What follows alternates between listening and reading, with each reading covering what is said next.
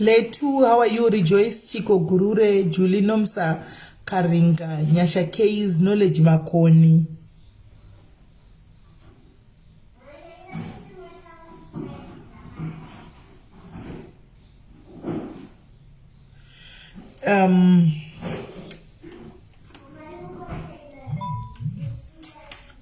Luluja.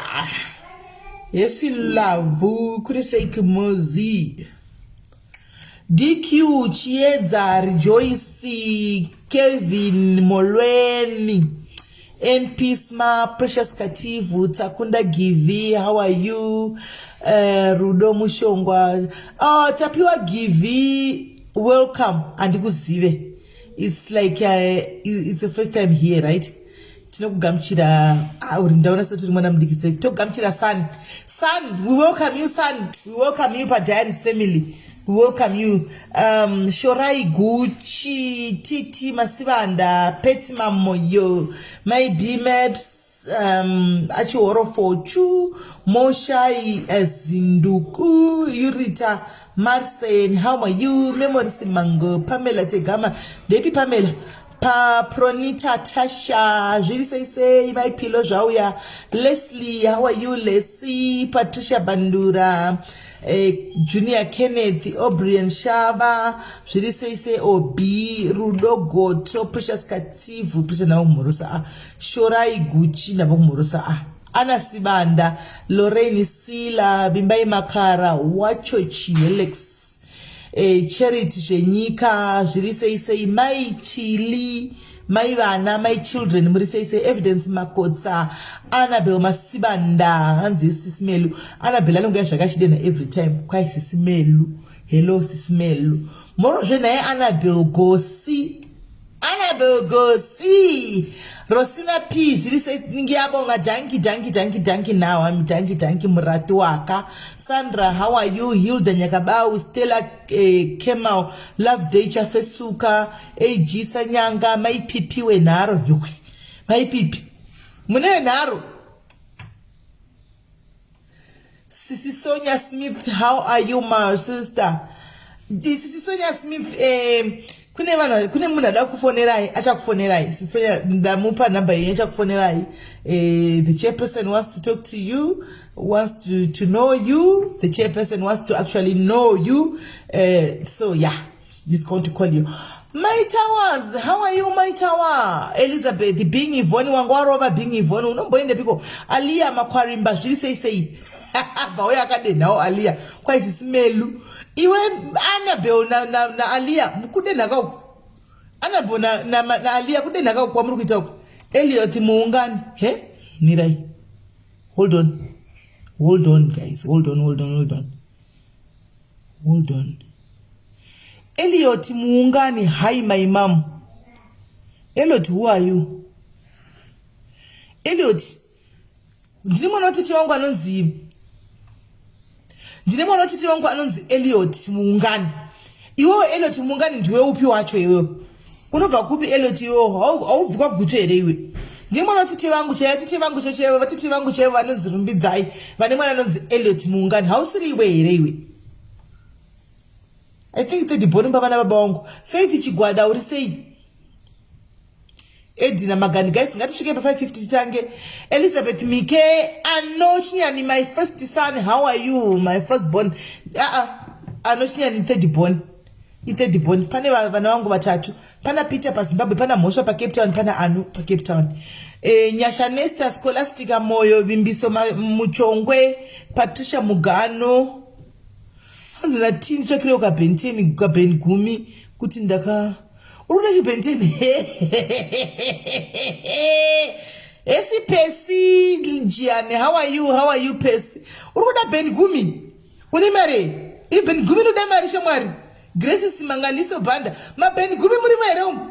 Kwacha munaru kuda kudliwa kwa Christmas ashika nisha mnoklane emari. Neshinanga shumba jiri sei neshinanga ano aiwa ndukutara ndatara nemakore anu uriwo uri pesenda tutara nemakore enyu uri opesira Thank you, Percy. Thank you very much. Thank you. Tambudzai Kariri, Pauline Maduanza, Kudzai S. Mvirimi, Eni Pachidzi, Eltas Chiwa, Ndeipangadzi Eli, Jiri say. Miracle, how are you? Tinovimba Shumba, Jiri say. As it looks very nice. Oh, thank you, Elizabeth. You're taking my footer. You're taking my footer. You're taking my footer. You're taking my footer. Oil. Guys, imimi warutenga mafuta imimiga. Jawe ya daily life yenyu mufo kuti muputa skin ino scrubiwa mazvinzwa skin ino exfoliatewa manzwa skin ino exfoliate kuti mapoze enye skin avhurike mafuta amunenge muchizora ya awane kupinda mukati anokuitirai wonders noti kungozora pamusoro peganda rimwe riya rinenge rakare riya radzwa nekununira mafuta riya anokutorerai nguva kushanda mafuta anokutorerai nguva kushanda skin ino exfoliate gaisara zvichiita ka2 per week anditi kama 2 week my oils they are very good for your skin my oils kuna mna singatombodi ma cream anongoda ma oils chete because oil inokuvigira glow yese oil nde inokuvigira glow yese and ari koma lightening oils kuti unongo ma oil chete ka unotongoita bow skin ine ma oils kuna masikando moshandisa ma cream anongoda ma oils chete because ma oils they are good for your skin especially kana mkashandisa ma oils anengana na vitamin E na vitamin C andika kana ma carrot oil they are very good for your skin. Antimashona, they are very good for your skin. Mugare makazviziva izvozvo. Precious Nube, how are you? Tambudzai Mchabaiwa, Susan Maposa, Lolo Matiza, Ansimorse, Lolo Matiza, Munyuani, I was Munyuani Medoxiva. He holiday apinzira tawanda kwanzi na holiday tawanda uripapi uri munhu ane mari ere naye holiday munusha. Hands let us glow in 2022. Amen. Tendai. Next year 2022 mudiaries achaonekwa nekuglowa. Mudiaries next year tichaona kuti uyu mudiaries anofanwa kuonekwa nekuglowa. Guys amungakundi nana mama wedu ari pa UK apa. UK in UK ndoipa sando dzayo shemu. Pana na mama wedu ari pa UK my oldest customer yepa UK apa. My oldest customer, I think very mom comment section. My mom antika vane 78 years. 78 vari pauk funzai cheri nezonishto muticheri taura namamava unyaso taura navo zvakanaka munyazonzwisana kuuk koko iwe piwa mari uzotumira kuno 78 kake chituva chitenga mafuta kutovatita zvakanaka 78 vari pauk ya hanzi name toda kuita white ariko anoida kuti uite white but handizodi zvokuti unyanye kuita white zvokudaro handidi kuzokuti uzonyanyita white uzoonekwa white hai zvinoita unoita white kana uchida akwasi amen hazvinaka dzati amen shalom nyerero ndeipi because uzoonekwa wazishaya mafuta odzokera pakuita black hazina enemy ndira 78 ndini mama wacho kana but ndogona kwafonera varipo panapa mama 78 maimwana vanotenga futa tikati mama zvikanzi aiwa zveini futa ndinotozora handimiri tikati pakanaka right takwana guys maswera sei mamuka sei muri sei guys salmana ninja ni dumela madekwa na budi guys muri sei guys muri sei yesi mbuya va odeo muri sei hansi simeli mbuya odeo kwandowani kwa munokuziva muno yakuseri kwandowani kwa munokuziva 2022 guys mudiaries tichamuona nekuglowa kuti uyo mudiaries kana usingagezi tinotongoti uyo asi wedu tinotoramba kuti uyo asi wedu shu nokuti diaries zoshafa kuonekwa nekugeza guys makaona madzimai anga ari kuIT hamudzigwi makavaona vakadzi anga ari kuIT guys makavaona makazvionera hamudzigwi makavaona ma-SA pa vakadzi vakuru vari pa-SA makazvionera kuti vanga vakamira sei taura zvako Angeline next year kana usiri kuglowa kublockview kana usingaglowi next year kublockview ndokatongokanda because chokwadi shuwa ungoramba Prada Gucci kubuda gokoresa ndoisa pabasi shuwa ungoramba uchingoveiwo wakare vasikana usingachinjiwo by the way vakomana yesi gym munoya kuseriwa nesemafuta munoya kusanzi magetsi ari kuenda chitaura iwo right vanhu vakutya magetsi avo right guys ndisati ndatanga kuti ndipinde panyaya yatopic yanhasi anditika regai nditange ndambokumbirwa kuti ndifonere pane vada kutaura nemi ndofunga 2-3 minutes chete regai ndimufonere abva uya taure nemi tibve tapinda tombokangama nyaya yemagetsi kwedu haiendeka isi magetsi tombokangama kuti magetsi kune vanoindigwa nemagetsi uyai kuwhatsapp vanhu semafuta uyai kuwhatsapp uyai kuwhatsapp tinyatsoonesa neskin dzacho kuti skin yako yakamira sei because ndotokudza neskin yako kuti unoda mafuta akati maswera sei aiwa aiwa taswera raitave palive taura nevanhu fast hanzi magetsi isitokanga mwakaisi kuti magetsi anomboinda kumwe isikweda haindi aiwa kweda ruindi smelly ndauya pano palive tichida kutenda madiaries ese South Africa nezvavakatiitira kubatsira mudhayari wedu akafirwa nemurume mari yedu yakakwana takabhadhara. Ndoda kutenda madhayaries ese ari kuCape Town. Thank you very much. Ngatishambe takabatana toratidzana rudo rwamuri kubatidza mumwe wedu.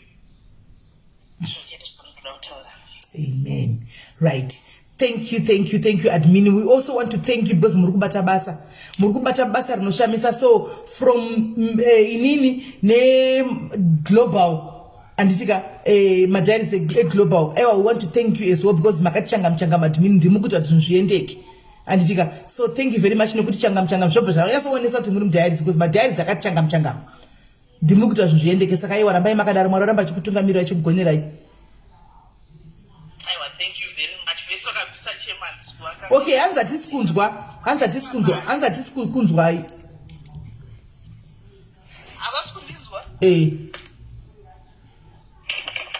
Ndakuzvikera. Taura tinzwe. Indiri kunzwa but iwe ndivasiri kunzwa. Hane ngari mafona ausinene. Kangotenda madhari kuita akasachema. Ndakuvatenda maredi yakakwana. Ndakutenda timu riri kuCape Town randachishanda naro kuCape Town tivafonera. Ndakuvatenda zvikuru. Akaita basa. Musarambe muchiitira munhu wani saione vose. Thank you very much. Okay, thank you very much. Thank you admin. Thank you. Right. Ndi admin yoku SA ari kutenda diaries team yese handitika zvikuru seve kuCape Town. Hanzi naJolini kwahlamuri kuti Ngochani tadiko. Ngochani ndikutokuda iwe Joylini asi ndikutokuda pa live Joylini iwe Ngochani iwe. Ndikutokuda pano pa live nasi Joy. Ndikukuda pano Joy. Ndi bro wangu yeyo. Saka guys vari kutenda vanhu vese ichikuru seve Cape Town anditika tine mwe wedu weaudio ndakakuti ane murume wako kushutwa yaya kuCape Town. Saka madiarist vamanager kuti varaise mari yakwana 19,000 yaidiwa nevefuneral parlor kuti aende kumusha kuonde vhani. Saka they have paid today 19,000. Saka board hanzi chasumuka maybe Wednesday kana Thursday antika achienda kumusha.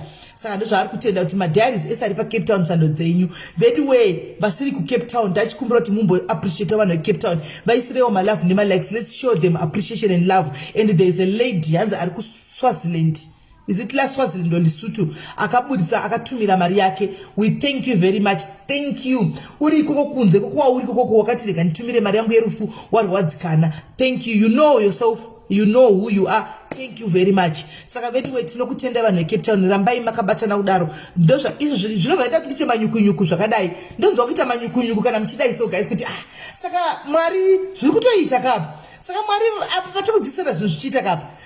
Takaunza rudo rwakuita kawo. Zvakutoita kapa. Saka guys mission accomplished. Moti pakadai nikashora. Handingashori nokuti zvokwadi zvokwadi tinotaura pano kazvozvo chendikagara 5 hours pano chikokata ndichiwawata zvinoreva kuti kune vatatu vaniteererawo. Hani mukona body yakwenda kumba 19,000 yakwana andi mazvona. So ndinokutendai mufunge Cape Town. God bless you. Cape Town madiaries ndikutaura madiaries chete, only diaries Cape Town yakasimudza handika kusvika pakasvika apa kuti iende kumba. So mwedu akwenda murume wake, mwedu akwenda nemubhodhi yemurume wake kumba, akwenda nemurume wake kumba. It's just that kuti time yeCovid ene bhodhi asati tanyatsa kufunctiona zviri fully. Deyanga kuti bhodhi rakatovhurwa taitotsvaga munhu 1 kana 2 vekuasaina kuti avainde naye vamuperekedze because murume wakashaika. Tingaita kuti dei zvanga zviri normal zvinhu takutsvaga vanhu 2 varipo vekuti tinomeka sure kuti vaenda naye sekuti mumwe wedu akashaikirwa munhu akatori registered full member kuti vakwanise kutakura vachidi vamuperekedze anochema murume wake agobva kudzoka naye. Asi unfortunately murungu asati tipa nguva yatiri bhodhi asati ranyatsa kuvhurwa zvakanaka kudzoka kwakunogona kuvanetsa. Andi mazviona hanzi mari isina Viola unozoya kuseri esi Viola munhu wangu yeyu Viola munhu wangu unoona. So Diaries Cape Town, thank you very much madadisa.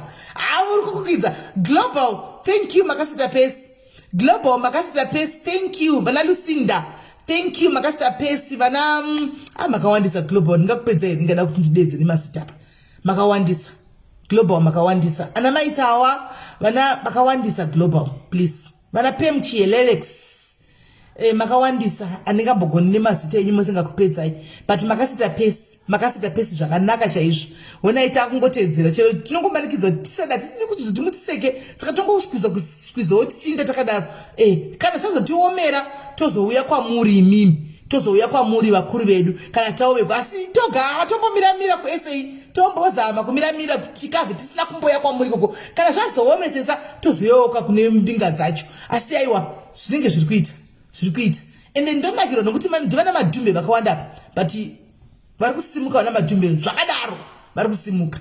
So thank you guys, thank you all my diaries, salute to you, sando dzenyu Global, sando dzenyu Cape Town, sando dzenyu anditika. So I think for this year kutupera kwayo kwasarigwa chete nyaya emagamba andizvo emagroceries mahamba ari kuenda nemawheelchair andika. So I think Global ndataudza admin wenyu Global yakasita pesi, Global iri kufamba yakasita pesi kudhara vane target yavo yavakati vanoda kuricha from what I heard andimona handizoudzwa wangu mafigures but ndinongonzwawo zvichitaurika nendichingodongorera mugroup redu ndichingoonawo andimona saka ndachidzawo admin setaiwo ningikiri setaiwo target tichitotanga because Global yato iri kutozviita uko asati hatisi kuziva chinhu tachimbomanyawo neye mudzimai uyu zvino zvayakwana uyu murume akuenda kumba ngatipinda iyi mutisasarirewo musouth Africa zvatakwanisawo kuita izvo ndizvozvo antika kuti kwatiri kuenda kunopa zvirema vakaremara vari kuZimbabwe vaya mawheelchair tivapooneka gamba kekuti adyewo paChristmas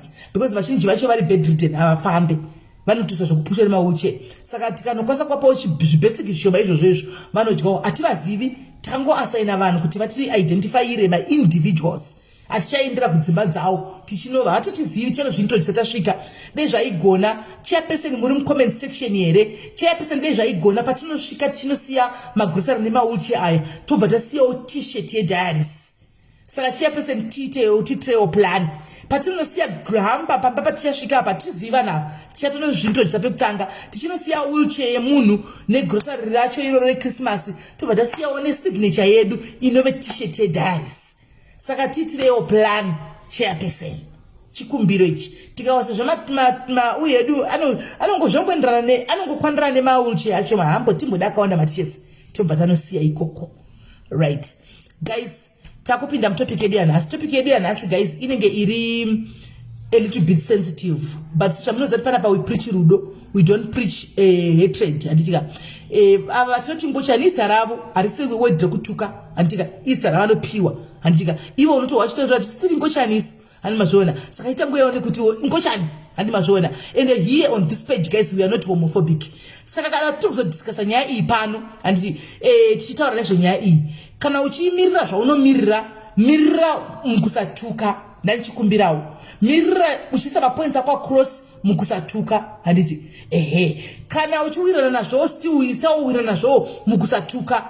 Let's be civil. We are a civil page. It's a page that has got civil people. So let's try to titaure zvinhu zvedu zvakanaka kuti tinavo vakawanda panapa ndofunga maona chiti joylini itori Ngochani joy ani maona saka kuti asununguke atori follower yepano joy itori follower yepano totorani kana kuseri handi vanhu vedu ani mazvona. So we don't want to make them feel imwe yaya. Why did I choose to bring this topic? Mazuva apfuura pane issue yanga ichinetsa isi blessing my lord pane issue yanga ichinetsa yekuti kune restaurant yanga ichivugwa kuZimbabwe kwai inonzi Garo handiziva kuti mudzi wayo ndeyani. Restaurant iyi hanzi vakahaya Somizi mukuru weNgochani dzemuno muSA handi munomuziva Somizi uyu unoita zvekujaja kuma-idols uyu achiita zvekubika uyu unochena strike ushu unopfeka masibhutsu makuru uyu anochena zvokuti uyu Somizi wemari dzake ushu saka vakamuhaya kuti auye kuzoita chi-official opening yerestaurant yavo asi asati akatobhadhagwa mari yake and everything. Hapana pakuti zvazosvika munzeve dzevanhu kuZimbabwe kunonzi kune vemachechi vakanyora matsamba vachiti hatidi Ngochani muno munyika hatidi kana kuzviwa hatidi vanhu ivava kune vakasiyana vamwe vakazvimirira ma-individuals hanzi akabuda achiti hatidi kana kuvaona hatidi kuziva munotichoresa. So ndatimbo tichionawo tichimboizeya pano tichimboanalyzawo pano kuti naimi vakaipa here Ngochani ava vanhu vakaipa here kana kuti vanhu vakaita sei havasi vanhu here. Ini mubvunzo wangu woti kovaya vatinoona kuti mwana achizvarwa achiri mudiki uyu mwana uyu musikana asi une mafeatures echikomana. Let's say uri mai ina guys mundibatisise handisi kutora side ndida kuzama kumira pakati handika asi ndoda kungobatawo kwese kuti kana mozofona ndinzwewo mhinduro dzenyu handika ndida kutodzidzawo ipapo. Unonyatsoona kuti mwana uyu achikura kamusikana kasi kane mafeatures echikomana zvese zvichikomana zviri kumbofamba sei apa pamwana uyu unogotozviona uri mwana mudiki. Saka kana waona mwana akadaro totora here toponda here mubvunzo hangu wandai ngobvunzawo iwoyo.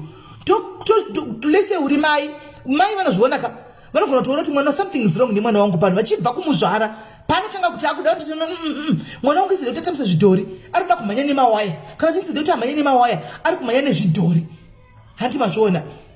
Saka zviri kufamba zinai vanotozviona vanogona try kuda kuvharavhara asi vanenge vatozviona samai nyakubereka hanimaona. Saka mai votora here vosati sandu mumusoro kana kuti vogodhera mutoireti here ndo panondinetsa kwechawo win more ati vanozvoga vakadaro bho ava vanenge vakura ava ndo vatisingadi kuona. Saka nai win more difference iri papi akazvarwa ari Ngochani nouyu wazodzedza kuti Ngochani akura hake handi vanongotika zvakafanana vose nekushure. Saka difference iri papapa tida tionesane handisi tionesane kuti handisi kutora hangu side but imwe inozi homophobic yatinozonyasoita papublic kudai guys haizoaffectiwo here vamwe vagari vekune dzimwe nyika vano like mazimbabwe anogara muSouth Africa kudai so because iyo yaka mukuona kuti mina ndikudzei muri kuona kuti as much as maybe ungangoone vhiyo kwekuti nangu handifariri Ngochani but iwe kuti ubude pachena uchitungamidza uri muforeign land kuti isi Ngochani kwera hatidzidi uri kugara muno maona mapepa handi kana kuti zvino mapepa ako ari kutoexpire December hakuna chitaugwa so far about mapermits ngatisanyeperane zvokuti kwa mapermits muri kunorinyiwa musanyeperane. Ndakateerera news nhasi minister of home affairs achikwanzi we are still thinking toita sei hanimuona today nhasi November havasati vataura anything kuti vanhu ngavachitanga kuapply kuti kudai so kana kuti mafees guys hakusi kuda kuti varambire vanhu here kuapply maningikiri mapermits ende munhu akawina Joburg Herman Mashava guys kune vasingamuzivi go and google munhu akawina Joburg is anti foreigner haadi kuona chinonzi foreigner pamberi pake ndiye munhu akawina Joburg Gauteng yose ndiye munhu akawina iyeye wacho wataitochema nechiti uyu munhu ndiye akasawina ndiye akanopinda panyanga. Saka mapermits anobuda irapa izvozvo zvimastatement zvokuti mwoenda angatogwa kuZimbabwe akarambidzwa vanotozvisa paconsideration pamapermits vanotogara pasi votozvitaura kuti izvozvi kune zvimwe zvinhu zvakadai handimaona zvavanoita vanhu toramba takavachengeta munyika medu sei isusu kwavo kunyika uko havadi muno vane freedom of speech vane freedom of expression muno munhu nemunoita zvaanoda hatina izvozvo kwedu handimazviona. So zvinhu zvinotodi zvinotosimudzwa hanzi hemeni haiti aiwa hema anandosikama mashava kuti haatoiti. Saka pamapermit apa handizivi mogara makangodai so henyu guys pafair nakuti Herman ndiye akawina. Saka kuti ndione vanhu vachinzi kwai mapermits kuda kana Mwari vakapindira handisi kuziva handimazviona handizozivi wangu but so far zvakaitoitika izvozvi kune vakanyora matsamba kuZimbabwe hamuna kufungirawo vari kugara muSouth Africa munomu hamuna kufungira kuti musati maisa matsamba enyu kune vamwe vakabuda kuSouth Africa majority yevanhu vari muno muSA muno kuti mangwana vachata sei vachapa mapermits sei hamuna kuzvifunga makangomhanya kuita zvinhu zvenyu zvikangoti kuti haasi kudiwa kuno haasi kudi handimazviona but kova majority yevanhu vari kuchengeta vana nekushanda muno voindepi. Munoziva kuti nemhaka yeEFF yakawiruza guys EFF yakaruza izvozvi elections angachiita yakaruza nzvimbo dzakawanda nenyaya yekuti Malema aibuda achitaura kuti maforeigners amunenge muchiti kwanzi makwerekwere iwayo we are all Africans achipa reference yekuti mutime yezvinhu zvakambonetsa kudhara mukaresearcha vanasekuru vedu vaitizira kuna Zimbabwe nana Mozambique vachichengetwa zvakanaka. Chii chinonzi Africa, chinonzi kwerekwere, chii chinonzi muZimbabwe kana Mozambique is just a border ramakaisa rinotiganhura, otherwise takafanana. Ndo zvinhu zvakamurusisa izvozvo. Mukaenda kukwala, mukaenda kutwitter mukanoverenga antika, mukanoverenga macomments vanhu pakaruza vaitoti maforena ako ngakuvhotere. Ndo zvakataka kurusira izvozvo. Ungatiudza zvoti kwai maforena ichitochema tingavadzokere kuti kwai maforena ndo zvinhu zvakamurusisa izvo. Zvaitokomenta kudaro kupage kwake kwamalema kutwitter uko anti mazviona. So handiziviwo, but inini anyway munhu nemunhu nepfungwa dzake. JJ Juma, it rests with him. Hashem, it rests with him. Shamari Daphne nawe Jobek vanenge vakatogara pachigaro ndiwo vanenge vachitokola the shots. Waita sei zvewe, waita sei hakatingomirai tione hani mazviona. Right, so guys, ndakuvhura handiseni ndipinirewo nhamba handidzokai kumusha tionesani. Aiwa, kumusha hatimanikidzo kudzoka munina, tichazouyawo kumusha chitakatiza tisi tinochiziva. Handiona imi makagara muriko makasara panguva zvakanga zvakaoma, makasara mukajaira mukapinda mulaini, munoziva kuti ndikadai ndobuda ndodzoka ne$20 yangu, ndikadai ndodzoka. Ko isusu takabuda kuZimbabwe kudhara, ndodzoka ndoya ndotangira pai, ndoya ndosvava, handigoni kutanga kunotanga kuti dhiri nhasi. First time todzingwa nemaondo atakaita muno konzokerai kunotanga kuti first kuti 1 kuti adhirire muZimbabwe. Do you think kuti tinobudira? Ndinodonha because handitozivi kuti line chichiri kubhadhara chisiri kubhadhara, handitozivi. Ndinobuda ndakananga papi ndepapa nekona yemari ndakatsva focus, handisi kuzviziva. Anoona, saka ndizoda kuti ndizouya kumba ndagadzirira kuti ndabuda kuenda kumba ndozoinda, kwete kuti ndingoinda kumba nokuti mukuti yaitonesane vasikana. Aiwa, atidi. Right, saka handiseni ndipinirewo nhamba. Alright, hanzi uyu is better to be kicked out of South Africa than to allow his, okay, ifunga dzako hanzvadzi ina handisi kutora side handika ratingodi ngati munhu nemunhu ngango yane funga dzake. Handiseni namo kunonoka nenhamba please. Vanhu varikuda kufona, ndiri kuona macomments muchatotsva kudhara, chakutokwata chakutopisa umu. That's the end. Did not win. Akawina ku Jobek. Asa uskutarisa mani ngikiriwe uyu anozi machi ma statistics acho. Chakawina ichi yachimunhu cheusinye ichi. Chakawina ichi. Chakalida by far, chakalida kudarika DA, EFF, chakalida kure. Chakakanda mavhotsi, kutora mavhotsi kumusoro chako. Chakalida chimunhu chiya. Chautsinya chakalida. Isetofunga tikachapa chambobuda. Yese pegi chambodzingwa chambobuda chorusa. Takatoshamisa ndoenda mavhotsi ini. Right guys. Andiseni nawo chasova vatiza. Apa chiripo ncheuchero kadoka chandoziva Zimba. Chandoziva Zimba chairo chairo. Arindi kuZimbabwe. Vanongosunga tichingu. Ungoti sunga tudzoka pa Bait Bridge apa. Kuindepi? Mapemiti vakapa vanhu kukwera Suraya. Kukwera Zuro makore wose kusina mapemiti vanhu vaingogara sei. Vanhu vaingozvigarira muno asi kuti tisenge kuJobek make sure tunofamba ne$20 chako mupocket. Nokuti unenge wogumiwa. Mapurisa akusungi asi kuti anenge oda chi. Make sure pavanenge votofamba kana kuri kuti mapemiti hana kupiwa vanhu kana kuri kuti wotofamba nechi. Because kumba ndokubusika kwatisinga hakumba tinjizvi. Hatiri zvokumanya tichaenda siyanonoka. Right, tine munhu ari kufona rikaiti munzwe Taylor wafona apo panhamba iri wrong yema but chakushongo kurega utaura. Uri sei? Sorry, SIS MELLY. Ndakasema dziri two ndane confusion. Sorry. Alright, chi sezvo pasina apo guest tingokualava kuti utaure. Thank you. Nongoti gaga. Inini hangu pfungwa dzangu ndedzekuti what happened behind one's bedroom is none of anybody's business. Alright. Ndopfungwa dzangu. Alright. Zvinoitika mumba yemukati, whether ndiri kurara naJohn kana ndiri kurara naSusan, hazvinei nemunhu. It's between me and my God. Ndopfungwa dzangu. Okay. Right. Hanzi navakoma panapa inini I think zvinoitika mubedroom yemunhu is none of anybody's business. Kuti avata naJohn, wajola naPeter, wajola naJohnso, naJohno, hazvinei nesu. Anditika munhu ngarespectwe neprivacy yake ndo kutaura kuri kuita uchi kuita vakoma. Saka imimi mukwanisa kuti hazvina zvinokuafektai handiti? Aiwa, hazvinga affect. As long as munhu ari a decent human being, handiti, unobata umwe munhu, your neighbor as a person, hauitire munhu utsinye, handiti. Munoita vanga zvakaita padiaries panapa, unai kubatsira kunoita vanhu. Hazvinei kuti munhu Ngochani kana kuti ari straight kana kuti zvinobva zvandopinda ini. For me it almost feels like tribe and racism is almost at the same level. Munhu handiti, mwari wake kana munhu aisa musoro papilo, zviri pakati paiye namwari wake. Who am I to judge? Isusu vacho chiri straight tinoda kuita vatsvene heuku hura kuriko, warara naSusan, warara naLydia, warara naJane, ko chihure chedu isusu vacho chiri straight ndo chakanaka kungoonesa. $1 million question.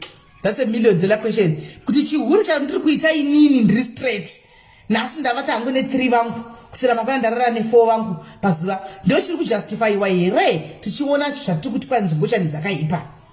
$1 million question. Ndo chakanaka. All right. Thank you very much wakoma. Thank you regaitinzwe wam. Right. Thank you very much. Thank you nemuono wenyu. Right. Kana uri mom comment section uri Ngochani and you feel like you want to come here and talk wakazvimiririra antika, you are also allowed. And you are also allowed. Kana uchifila kuti inini ndinoda kumira, ndoda kuuya nditaurewo pfungwa dzako anditi anzi master acho zvoenderana. Master ei futi usataure sina musoro. Master api futi? Right. Number iyo yekufona guys, number iripo antika mese isusu panapa we are not homophobic anditi. Vanoda kufona chero uri Ngochani yacho to come with pride. Utora kuti ndiri Ngochani. Inda yakuzotaura kuti zvakadai uyautiudze tinyatsozvinzwisisa tizive, educate us. Sometimes maybe it's we've got a barbaric mind kana was too backwards maybe. That's why pamwe tichidaro handizivi. Saka regai tinzwe namba dzakufona dzakapinwa apo guys. Andika namba dzakufona apo dzakapinwa anditi tione kuti zvinofamba sei.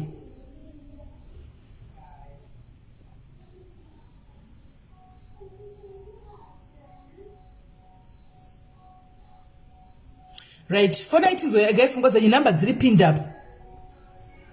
Hanzi Ngochani dzihure here. Dzinohurawo Ngochani, newe unohurawo. Mose kamuri mahure. Saka squares. Mose muri mahure saka kwete ari mahure rina ndarika rimwe here. Hure. Chete. Kola hello. Mira ndi decline call kupinda yanga kutokutora for loop. Hello kola. Hello, SIS MELLY Magasimba. Ndiri right muri sei? Mushe. All right. Mushe. Ndoda kutaura kuti ndimbokuvunza kuti imimi pachezvenyu. Inini?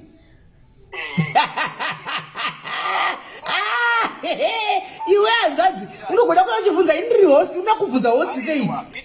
Ndakupa imendaniso handisi kuti muri. All right. Handisi kuti All right. imimi kutanga kwenyu kuziva kuti mukomana uyu akanaka kana kuti mukomana uyu akanaka, kwete mafeelings ekuti amude sex but ekuona kuti mukomana akagari cute kana kuti kakanaka ari handsome. Makatanga kuzviita izvozvo maybe somewhere kumagrade 4-3 ikoko.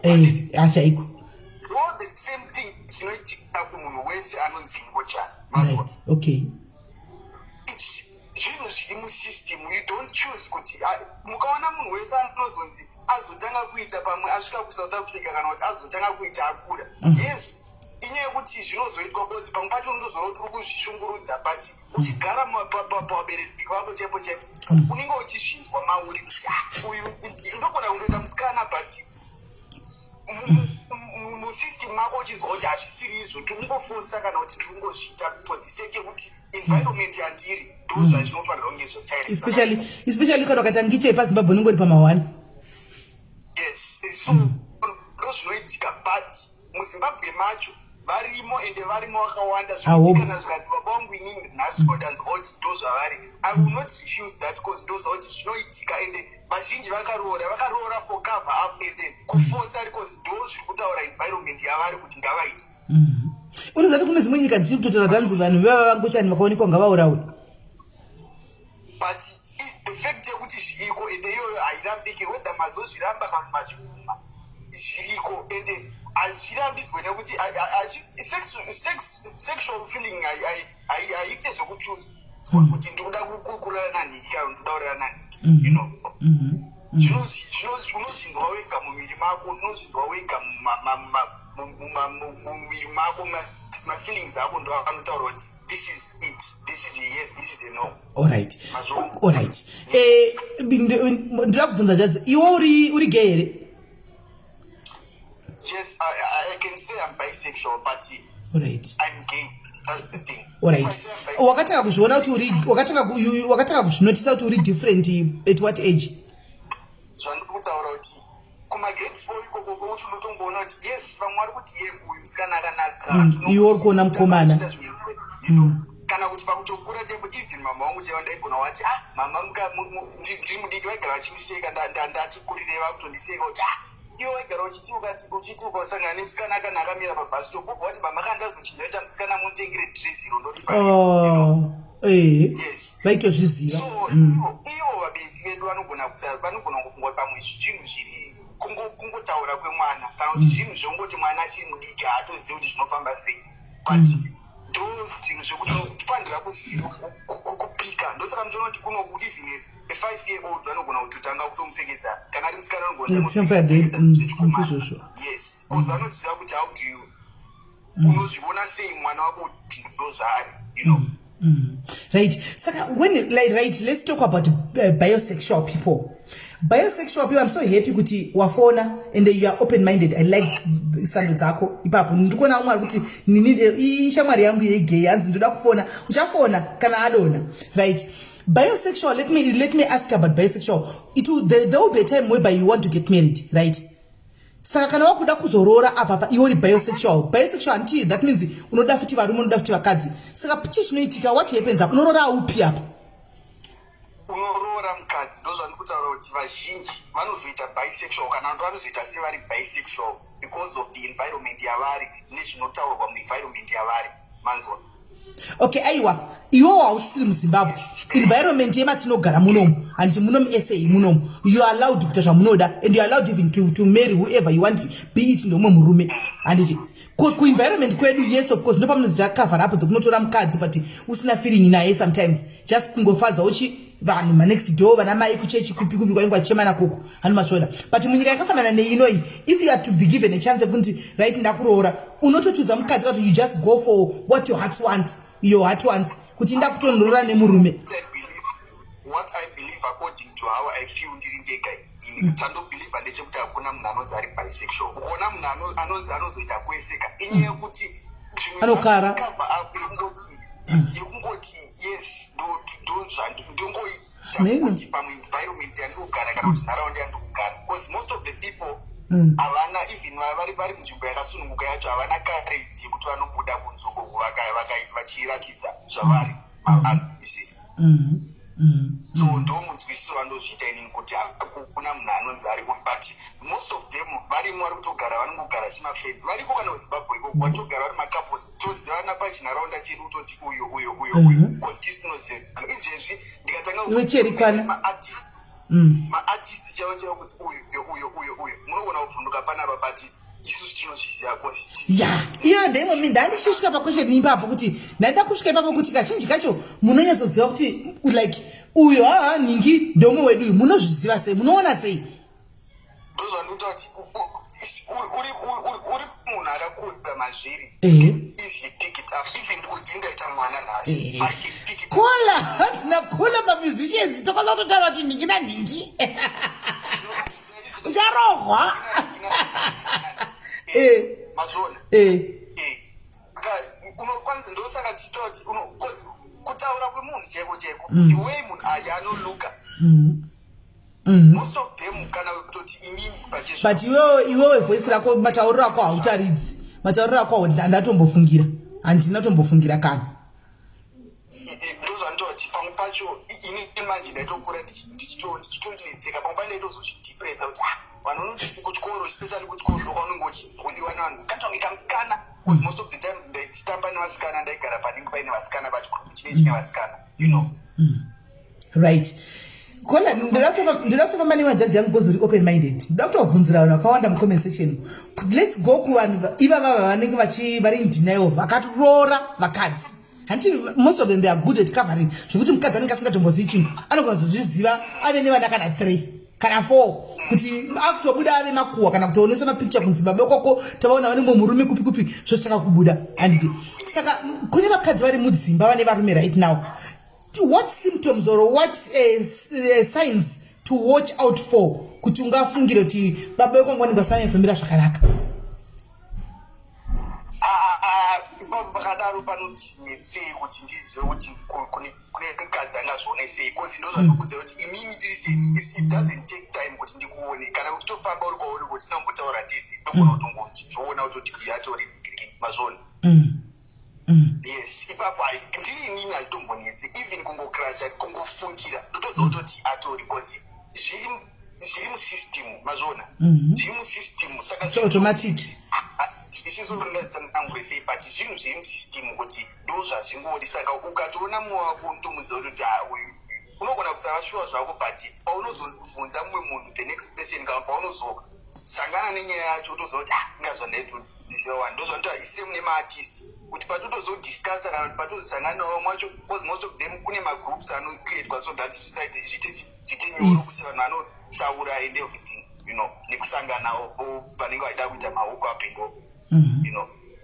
So ndo zvinozoitika izvozvozvo but mostly kana ari mukadzi ari mumba inini hangu advice yandingatongomupa ukaona murume wakadaro chandobhilivha ndechoti even vanotuka ivavo vanogona kushoropodza ipapa kana vari vacho vairamba kuti ngavauye ivavo hadzitoshamise dziri Ngochani. Ukaona munhu anotuka Ngochani stere kazhinji pane zvaari kuvhara anenge achitovhara da kuziya da kutofukidzirawo kwake kune nyaya dzakewo isi ya ne ndomuitiro wazvakaita saka inini ngoona vanhu vanotuka ndotombusika pamwe pacho ndototi ko mukazoona kuti maimhina hai uchidaro here nhaye uchimbodaro here nhaye sani ndakapakazoita umwe akanga achitukirira zvisingaiti ndekupiko handichazivi pafacebook ivapa ndobva atukirira zvisingaiti mukomi tikatoti hanaiwe kuri kuneswa negone-sexuality yemunhu naiwe vanhu tikangomupindira tikatuka tose tikasiyana nazvo hapana kuita saka pane munhu akamuona achituka vanhu kachikopoza chididi handi munhu iye haana kukomenta 3 days later munhu iye akazodzoka nemascreenshot emuwa inbox messenger yake achiti right mukurangarira zvakaitika marimwe zuro pane munhu aituka vanhu zvokuti jomcomment section chidi uyu ari muinbox mangu munoziva makaponyarira munhu so apinda muinbox memunhu manje asi wanga uchitukirira vanhu pachena uku maiwe zviriko kana kutonzi Mrs. Melly murume wenyu ndozvaari and hazvirambwe ndozvaari iwinewa but izvi zvakaomako ungotaura kuti zviriko imi zviriko ndozvamufanira vakusita kuti vanhu variko kusavaona kwenyu but kana ariko ena ndikazvirambi kuti anenge ariko hake kana ari murume akaita Ngochani asi unenge wautsinyo kuti unenge uchiziva kuti uri Ngochani iwo ndobva kuti iva choice yangu inini handiona kuti ndoda here uri Ngochani kana kuti pana kuti wondivhara inini uri murume ndozva kuti wanga uchita uita zvinhu zvechingochani uko panonetsa ndozvinezva kundidepresa kaizvosasomizi right now anogona kunge achiita what I understand kuti anogona kunge achiita hate pasocial media but mukati zvinomurwadza andorwadziwa ndozvandakarwa you see that's the same thing kuti ndikazonyenga musikana wandabvuma kubudira pachena akazondiramba achiti ndide kuti wakadai so how am I going to feel you see kana kuti tikazonesana mbauzochituka achidaro how am I going to feel zvinozoita kuti vachiwandisa true yes and most of the people vachiri vana kana kuzimbabwe kwacho kusataura kana kuvabereki vamwe vacho vanidzire stori shungu toti embereki wangu azviziva at least pamwe ndoita peace of mind mazvona but kutya kuti pamwe vazhinji vakadisonwa navabereki because of that. But hazvina kunzi munhu atozochuza kana kuti inini what I believe, yes, madhimoni ariko anozokonzera kuti vaitewo zvimwewo, but what I know and I believe kuti kana riri dhimoni pamwe ndakatora rakauya riri rakapinda mudumbu mamai vako pamwe rakapinda mudumbu mamai vako kuti hanzi ndazozvitanga kuti ndakuno sendakatozozvitanga kutoti ndatofriwo ndabva kuzimbabwe because kuzimbabwe kwakuri pasi pevabereki ndi chinhu chacho ningo chingotya kuita ido but that doesn't mean ndakazozvitanga chingoti handakura kana kuti ndakuno kuSouth Africa ndopa ndakazvitanga kufila for murume environment yakandiri ndo yanga yakandisunga. That's the only thing. Hey, right. Thank you, son. Thank you very much. Information yakakosha kudai. Thank you very much. The guidance we were taura kuti varikungo alright, thank you. Right, machines gira guys. Tikuda kuti chikwaitize kai panonetsa kuona kuti uone kuti baba wako kwakoiwe kuti uone ma symptoms kuti pakamira sekwa izvonisa tuone zvo tichango hi amen. Right, guys, give vamwe mafungira avo kuti vamwe munofunga kuti kudi guys, number dziripo phone iwo uya ati nini ndakatanga kunditori mwana mudiki ndakatanga kutoona kuti something was wrong with me because ndaitoda zveva kutamba nevasikana instead of kutamba nevakomana. Kola hello. Kola hello. Yes, muri sei? Did right.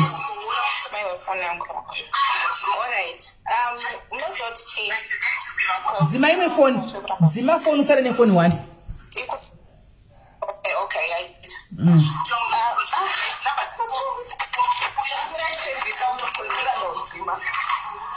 alright.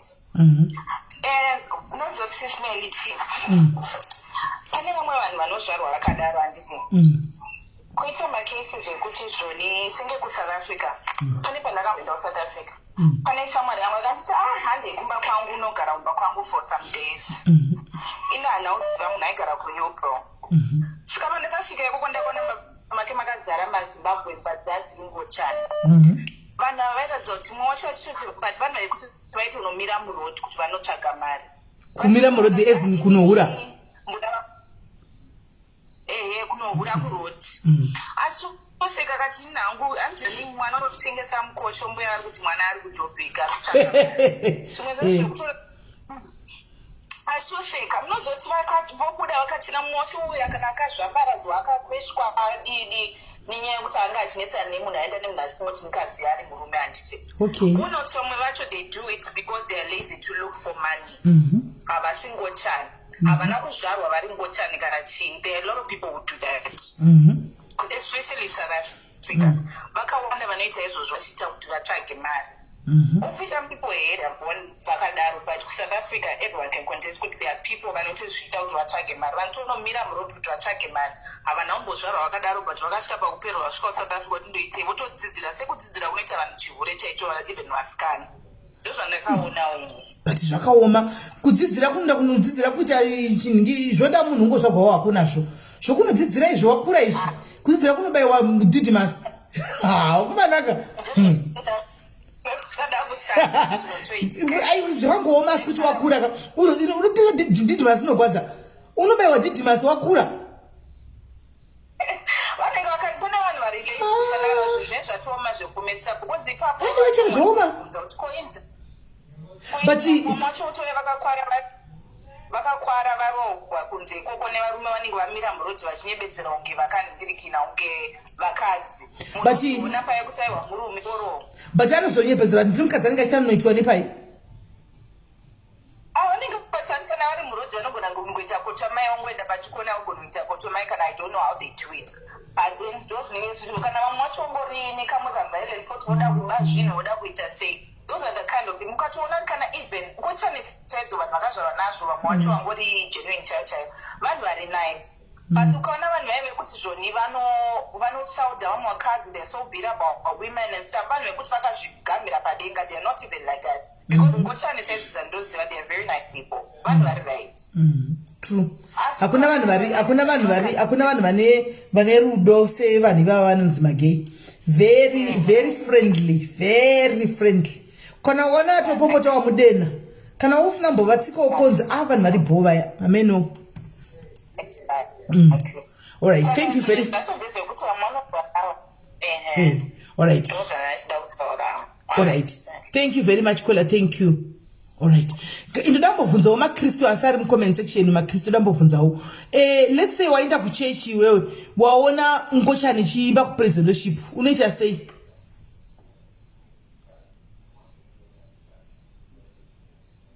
Waenda kuchechi wewe wotora Ngochani iri kutoimba praise and worship kumberi mahakanaka Jesu ichitopinza mweya unoita sei? Munozvitora sei maKristu?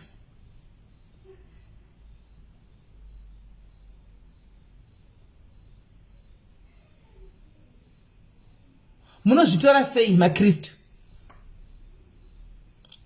Aiwa nesi ini mubvunza ndiri kuda kuti tikufambisa tikuita conversation.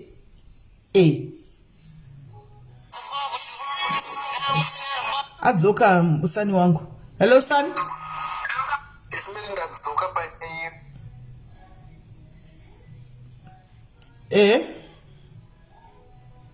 Ini nditori munhu wekuchechi inotoitawo zvechiprofita nini zvekuti kutori nemaprofeti and all kutori chechi yepentekosto maizwa nditori kupresident ende vanhu ivavo vazhinji vacho iteedha ane calling yekuunhanganganga kana kuti calling yeshoko chairo muchechi kana kuimba praise and worship, mostly boys dzepraise and worship dzepraise and worship variko mazvona. Ndaisandira padhuze namufundisi zvokuti zvaindinetsa ini pachizvangu ndaitoimba zvamuita izvo zvekuti utopinza vanhu mumweya wotoita zvese but zvokunetsa mumwoyo kuti manje mwari vanoti chii ndichishanda padhuze neprofita basi vachiprofita muvanhu vese uko ivo vanokusiya hauna kana chimwe havana kana vakanzi vakuprofita ivo vanokuprofita dzimwe nyaya dzisine imwe izvozvo you see. All right, but guys understand in just neutral let's go to the Bible now. Andika sodoma negomora rinonzeka paradzwa nokuda kweNgochani. Handiti vanhu vakanga vachita Ngochani wavo vachitena imba yaMwari upside down. Handiti saka biblically handika Ngochani hadzidiwe neBhaibheri. Pasina kuti kuchecha kana kuti kudii tichitaura shoko raMwari rakazvimirira rinoti haride Ngochani. Ndosaka ndabvunza maKristu kuti iwe uri muKristu wakazvimirira iwe wapinda muchechi maKristu handiti maKristu toda kutonga stereki wowana hako ndeuyu mwana wangu yari kupraise worship akutozvimbira zvake andika ariko what will be your reaction? Ini nangu iyo yebiblical ndakaitsvaga because ndiri munhu wekuti zvaindinetsa zvandoti vanhu vazhinji vamwe vaitonamata vaitokwira makomo about nyaya idzidzi but sei zvisiri kuzosika kana kuti sei zvisiri madhimoni ese mamwe achibuda iro rega ndoranyanya kuita samisira zvokuti haridi kubuda.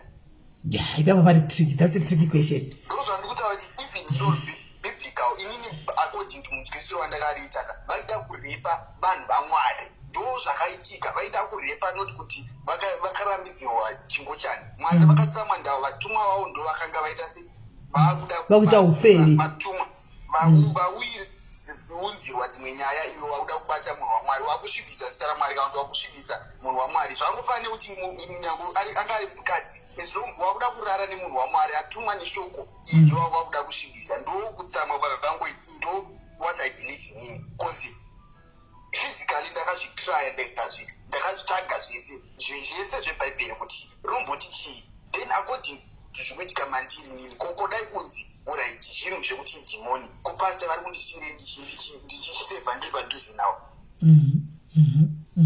vari kundisiyire ndichisevha ndiri padhuze navo vanoprofita vamwe vese. Okay, tina somebody daisa a very interesting comment hanzi zvanga zvinhu zvekuOld Testament tava neNew Testament, so are you saying kuti Old Testament haichararami haichina basa takungoita zveNew Testament? Because it's in Bible guy one Bible rine new Old Testament saka takungokonzerta neNew Testament. Old Testament hatichita iverengika zvauri kutaura here kola kana kuti kureva tichi tosiya hedu kaOld Testament tochingooverenga New Testament. Hold on, iri kuoverrated ndisiri kunzwa because kune munhu ari kufona pari volume yako inobva yatiziswa kana vanhu vakafona wadzoka manje taurako ndozvandakutaura kuti Old Testament ndo imwe nyaya futi kuti vanhu vari kutora zvinhu zvetestament yekare vozviisa muphysical life yatikurarama izvozvo. Even nyaya yekumadoro chaiyo chaiyo nyaya yekurambidzwa kwedoro kunotaurwa mubhaibheri ndekwe-Old Testament. New Testament handapa ndakanzwa ichitaurwa nyaya iyoyo yekurambidza doro. Okay. Pastor, zvakuda kunakidza izvi. Saka meaning tisei kuti isusu tofanira kuti tichingokonzera neNew Testament ka tochingosiya zveOld Testament tochingogadzikwa Bible nyuwa ndinenge chingori neNew Testament old haichina basa. Mimi chandongobhilivha ndechoti munhu chingorarama akoti munzwisiro wekuita Bible. Ndava zvinhu vamwe vacho kungotaura kozi inspiration imwe yamutsvene chayo inovatungamirira hapana ndochokwadi. Kozi haini ndega ndakazvitsvaga ndikaona kuti why is it che ndo zvandikutaura izvozvo unongoiseva padhuze napasta vanonamatira vamwe vese ivo vacho vachitokunamatira dzimwe nyaya vachitokuprofita dzimwe nyaya dzautoziya nekutopotswa uchitoona kuti chokwadi chiprofita iyo isei vase mozo pari pambo unosvika anoitwa wanonwa naprofeti kana napasta ndo yega nyaya inenge chikurovesa hana ndo yega nyaya inenge iri mumwoyo mako iyoyo vanosvikonanga dzimwe nyaya musiya iyoyo yega yanyanya kuita sei. Okay, hanzi murume Ngochani pane comment yadzindi kubvunze vanapa. Hanzi murume kana ari Ngochani anozogona here kuchinja kuita straight. Ha, zviitika sha. Zvakafanana nekuti noti chiko. It's by nature. It's ndezve biology zvinhu zviri musystem hauchinje. You don't choose. Dai kunzi zvichichuzika ka trust me that this series nanasi. They will straight. Like straight 100% straight, but ndo zvandoti zvinhu zviri zvitoripo takazvinamatira takazvitsanyira takazviendesera maprayer request kumachechi kuzvisidhira chaiko chaiko, but you remain the same. Uchingoti pamwe kuda zvichainda ndikasafuma ndakuda vakadzi nyaya ukadziendesa dzinotosununguka kana chiri chii wotoona zvinhu zvokufamba. Even nanhasi chaivo chandikanzi ndanamatira munhu ari kurwara tinonamatira munhu ari kurwara anointing. Right. I guess we've got a pastor that is calling in. We have a pastor from Andizivi. I'm just judging by the profile picture that I'm seeing. Pastor Regatinsk. All right, Regatinsk. Right. Let me call him back. Dangona we have this profile picture. Right. Then I want a profile picture, but like I didn't go. I was serious. In Australia isiriwe Australia ko paya pastor wende ishi.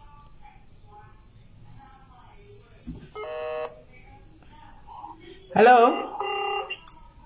This is Pastor SIS MELLY. Oh, and naona profile picture yako kaisa hapo zilika kuda uri pastor.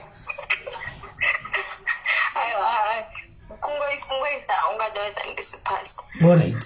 SIS MELLY ndilongo tarotizoni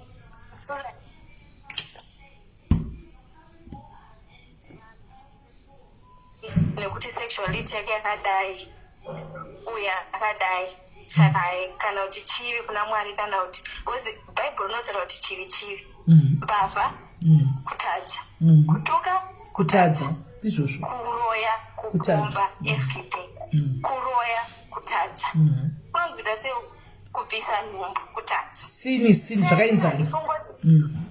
Exactly. So again, I don't think that anyone is right over anopasi ekujaja munhu sexuality yake just because akaverenga pachi Bible aka understand. But hold on. Bata wakadaro Joy, bata wakadaro papa uyapedze kuzotaura. Right. Endera mbera ukola. Kuti zvoni munhu anoti zvoni uyu nekuti Ngochani ari kutadza una Mwari.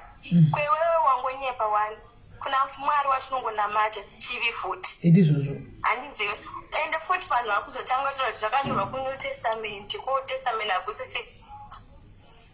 Kana chiverenga zvakanaka Old Testament zviri kuNew Testament zvinocomplementana nezviri kuNew Testament.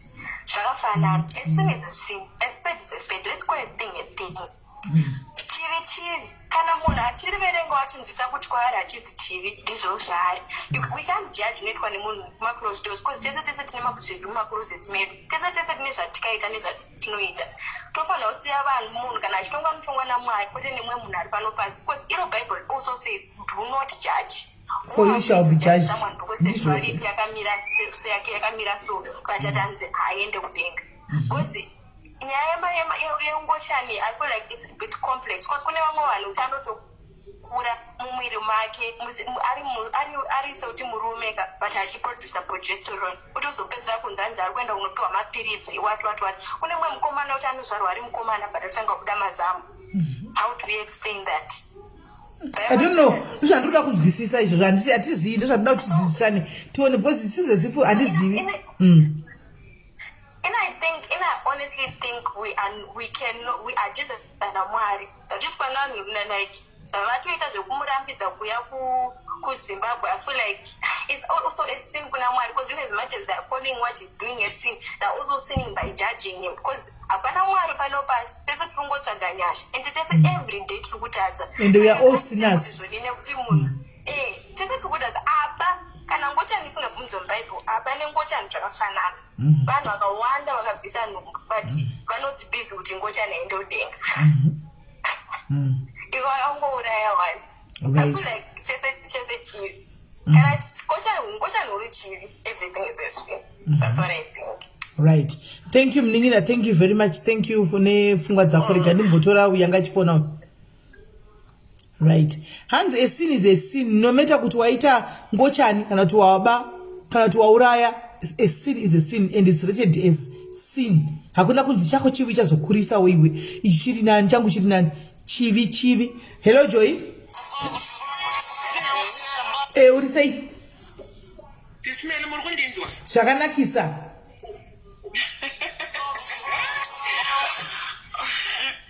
Okay, Tismele wonai. Intinotsanga nenyaya panyaya yasomizi. Sismele ndiudewo, how was I going to feel as a gay person asingakwanise kuenda kuZimbabwe if they were going to allow Somizi kuti apinde muZimbabwe and perform nemapfekero anoita Somizi ayaya? I mean, how was I going to feel as a Zimbabwean asingabvumirwe kupinda imomo? Saka you are saying kuti imimi wose vanhu vechingOchani vavakatotarisa kuti angopinda chite hondo. Takatotarisirwa kutoti akatopindawo tinotori nemibvunzo kuti how are you allowing this and then if I have to come like that mune problem nazvo. Nokuti dei akanga asi nai kusi ndisina mbozvionawo izvo nenzira yawaona nayo iyi shuwa naiwe asi zvakatoewa kuti dei akapinda Somizi dei akapinda muZimbabwe guys Ngochani dzaigona kutoendawo kudzakapfeka madress handiona toona kuti vaivadii musiwoyo.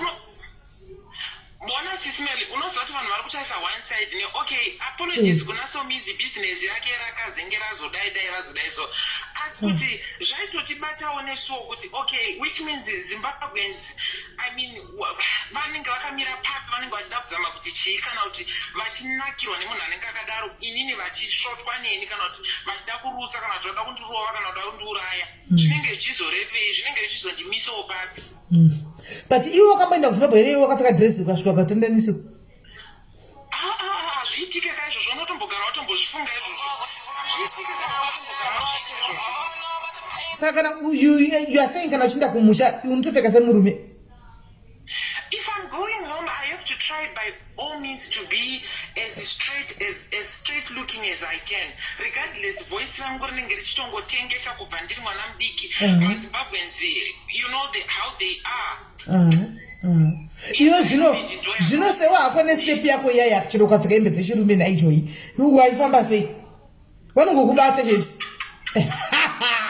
nestep yako vedi yake mina ndikudzei nezvemunin'ina wangu uri apa mina ndikudzei zvemunin'ina wangu ari pano uyu munin'ina wangu ari pano pafoni anonzi Joyi uyu Joyi anotenga mapedzi Joyi nhasi ndakubatikidza wakambotenga mapedzi ndichiona mapedzi waimadii Joyi aiwa nhasi ndakuwana wachinyanza kunditsanangurira ndakashanda kuvhunza sei musochera because ndandiri manyamanya musiya ndaihodhaka iwo ngori pabasa asi mapedzi munotenga mapedzi unomadiwe wanga watumwa unoziva ndakanetseka ndikati Joyi mapedzi kori kumadini mapedzi wafamba sei. Sismele imwe nyaya yandoda kubatane ndeyekuti maZimbabweans zvimwe zvinhu zvachona guys you have to understand and look at that. Inini inini kana ndichifamba munzira ne andina kukukumbira sadza, andina kukutuka, andina kukushotesa, but there is those people vekuti they go all the way out of the way, like vanhu vanotosvotwa nekukuona uchingodarika zvako so kungodarika ndochonge iwewe watuka kana kuti waita sei. I'm just minding my own business, andina kuuya kumba kwako.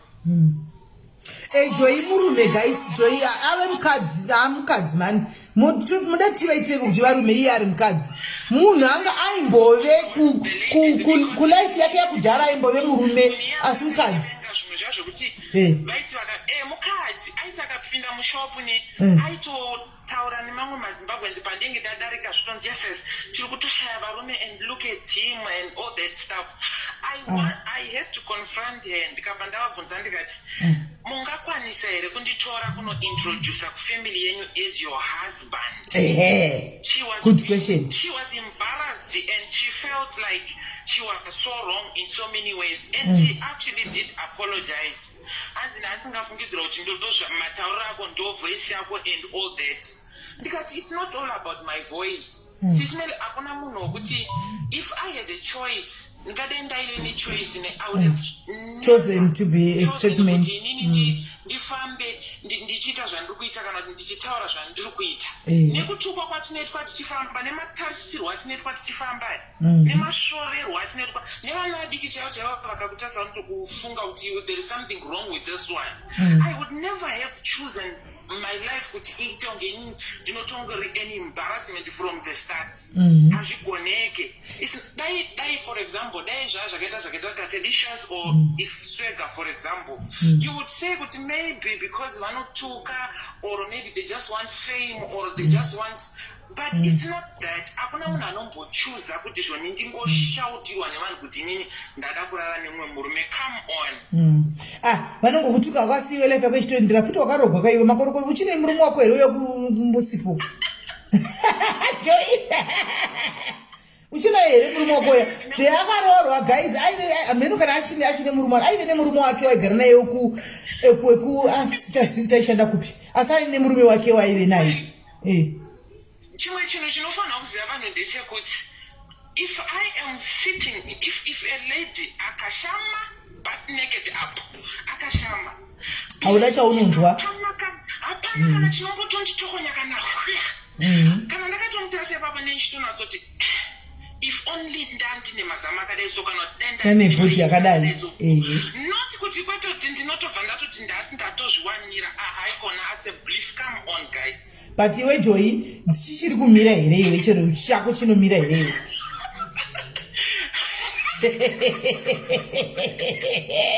Apa Joy anofana nokuseka wedwe anofana kusekera.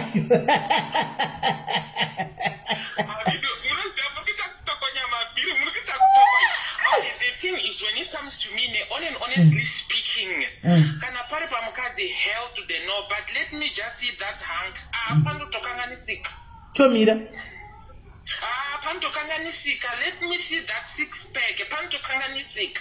Zvatosiyana nepano. So I feel like vakadzi zvavanotongozinetsa kana kuti vanhu vachirume vanofungidzira kuti isusu imwe problem ine vanhu ndeyekuti kana ndikasvika pamba pevanhu nekana uda kuona kuti ndambonzwa mabata topic yekuti kana uda kuona kuti murume wako igay ne unoziva kuti murume wako is fine nemagay people kana vachitambira kure. The moment ukaita shamwari negay ukauya nayo pamba murume akati don't, there's a problem there. Okay, dzokorodza guys muri kubatisisa yapa batai yapa batisisa yapa.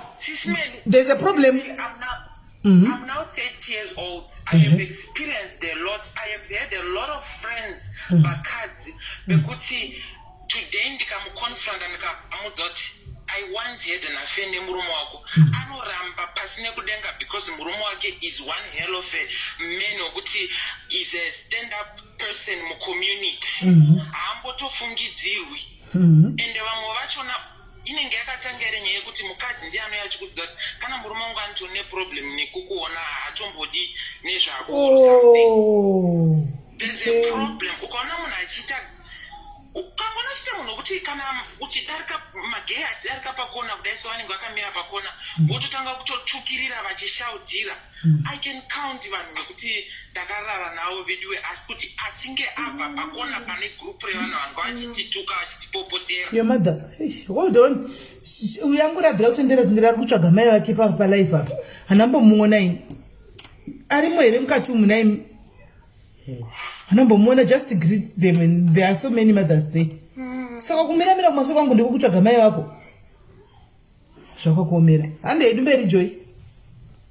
You have to understand sis Melly kuti vanhu sometimes they have okay zveBible wise andakakura ndichienda kuchurch sis Melly and the thing is unosvika kuchechi vachiprofita vachidini you're just standing there munofanira kuziva kuti Ngochani dzega unozoti Ngochani inotosvika pakuti kuti azobuda azotoidwe ndiri Ngochani akatobva pakuzvijaja ega akatobva pakunamata ega achikumbira kuti Mwari ndichinjeiwo ndifanana nevamwe varume akatobva pakutoita zvese ukazoona azobuda pachena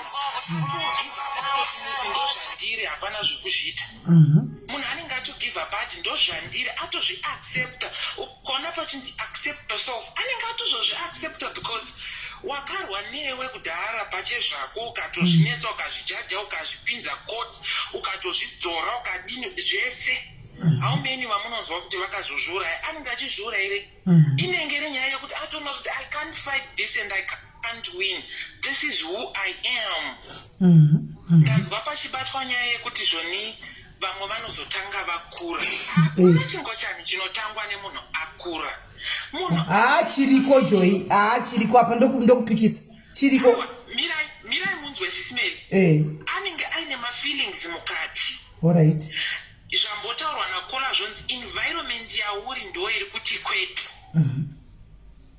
paanozokura and then oita miti ndo paanozosanga zvananchimboreva zvokuti zvoni munhu anenge aine mukadzi wake nevana haasati ambosangana neagay person wekuti anozoita attracted to kana kuti mafeelings akaya ndo paanozobuda musi waanozosangana naye musi waanozomona padhuze akazokwanisa kubudisa mafeelings ake ndo pamunozoti akatanga Ngochani amunhu mukuru asi kuti mafeelings akagara ariko kudhara so all I can say is people they have to consider kuti hapana munhu anomboti my whole life ndoda kutukwa ndoda kufamba ndichitukwa my whole life ndoda kuita embarrassment hazvizirizvo ende zviya zvekuti munhu ada kukwirwa kumudzidzi angomuka wakati ndoda kunzwa ruvedu wega shoma nokuti pane pamwe pokuti iro nikikiri iro dhuvha charo rogwadza kubuda kuchichigaya kuchipinda zimbolipombo koenda kodzidzira sis Melly unongochifirei kana zvisiri izvo zvaunongochitoda unongochifirei inyaya yekutoti ndo zvinotori mauri ndizvo panoti vamwe vari kurwadzwa ipapo iwe unotorwadziwa kwekutanga kechipiri kechitatu weredede zvauno zvotonaka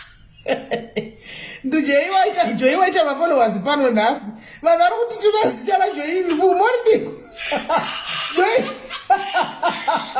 Joy waita celebrity nhasi Joy celebrity mamoda socialite Joy kana akanditendera ndichakupa zita rake muchamuona mukomenti ndichamupinda kana akomenda kana abva pano vapei zita rangu sis Melly ine handina kuzviviga munga munozivawo aiwa Joy haana kuzviviga asi Joy iwe wakazvionawo nemakore mangani kuti you were different from other kids sis Melly ndakatanga kuzviona I was 9 years old alright so inini kutanga kwangu kurara nevakomana ndakatanga ndine 15 and zvanga zviri zviyazvo zvokuti vakomana vanorara mugota you know this thing yekuti musipeme vakomana musipeme vasikana obviously kana muri vanaka munongo muchingomuona kuti zvoni but hamutauri nezvazvo but mukomana at the end of the day so ngaende kugota kana kuti ngaende kuspare ikoko ndokwachaibvondokera ikoko mangwana we don't talk about it we don't act on it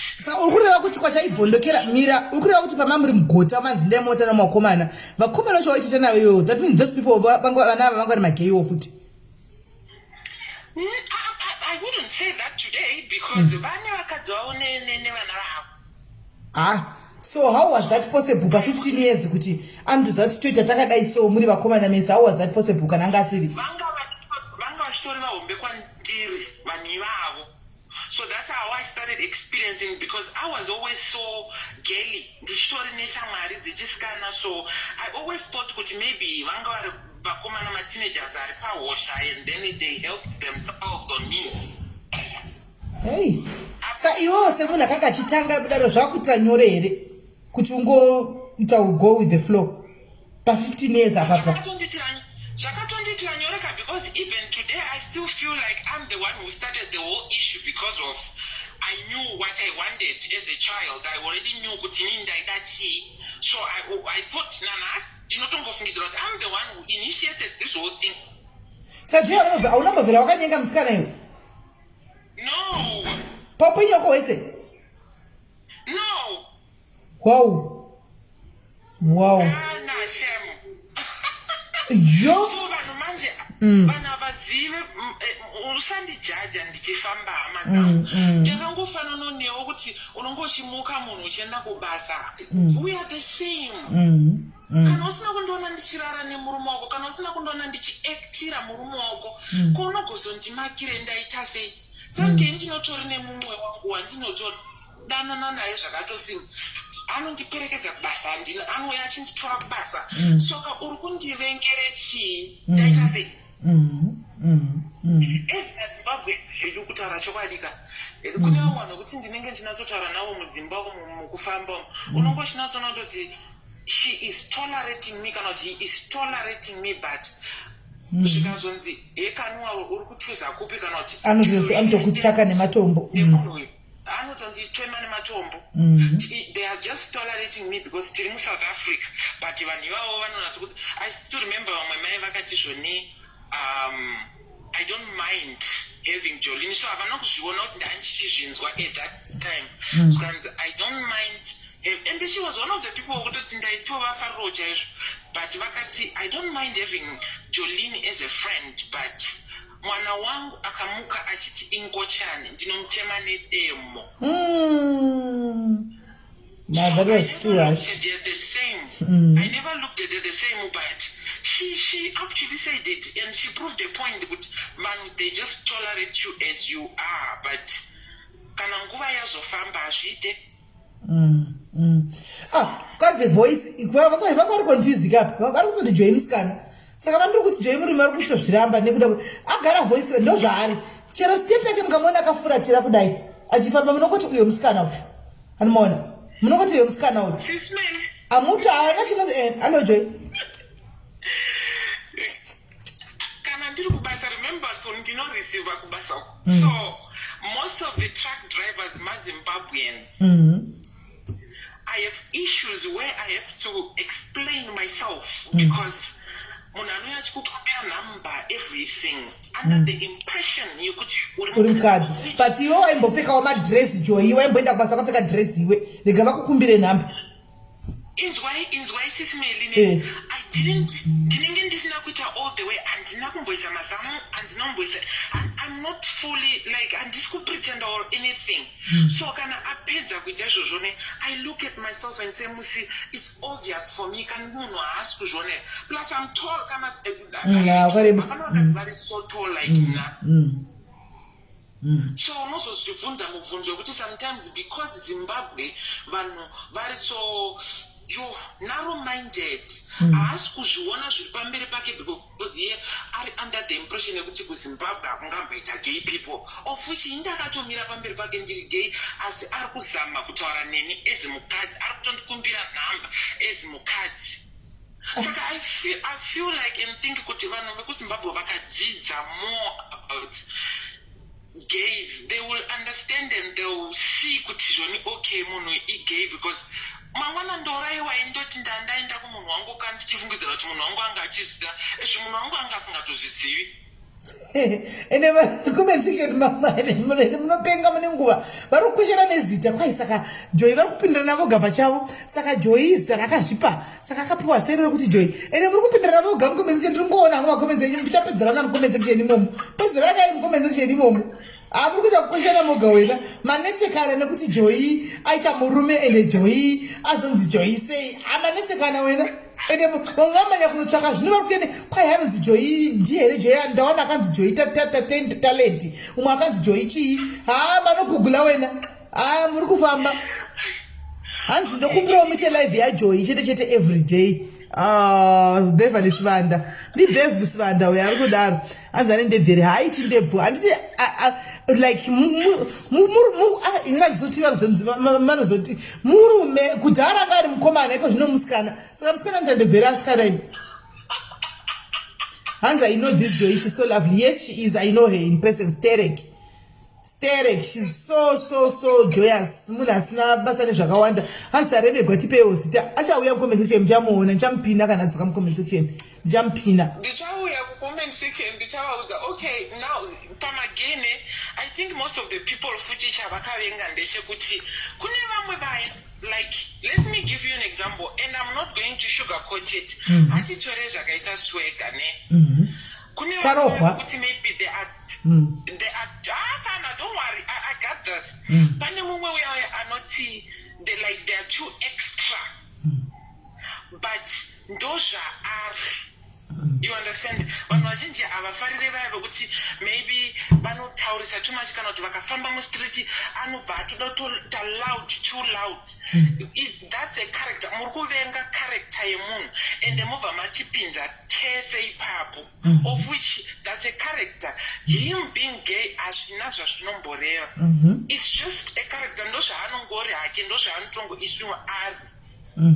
Kozoita isusu zvedu vekuti unotozondiona ndasvika pamberi pako kuti izvo nai ndo zviripo iri kuti zvangu ndauya hangu kwesoko ndakazvinyarara hangu ndakazvidzikamira, but haungati ndinofarira akadai so because ndo zvaari. That's who you are, but ininiwo ndo zvandiri, but haungazovengi everybody else because of SIS MELLY vanoroya wotoda kutoti vakadzi vese vanoroya. Ndizvozvona ndizvozvo.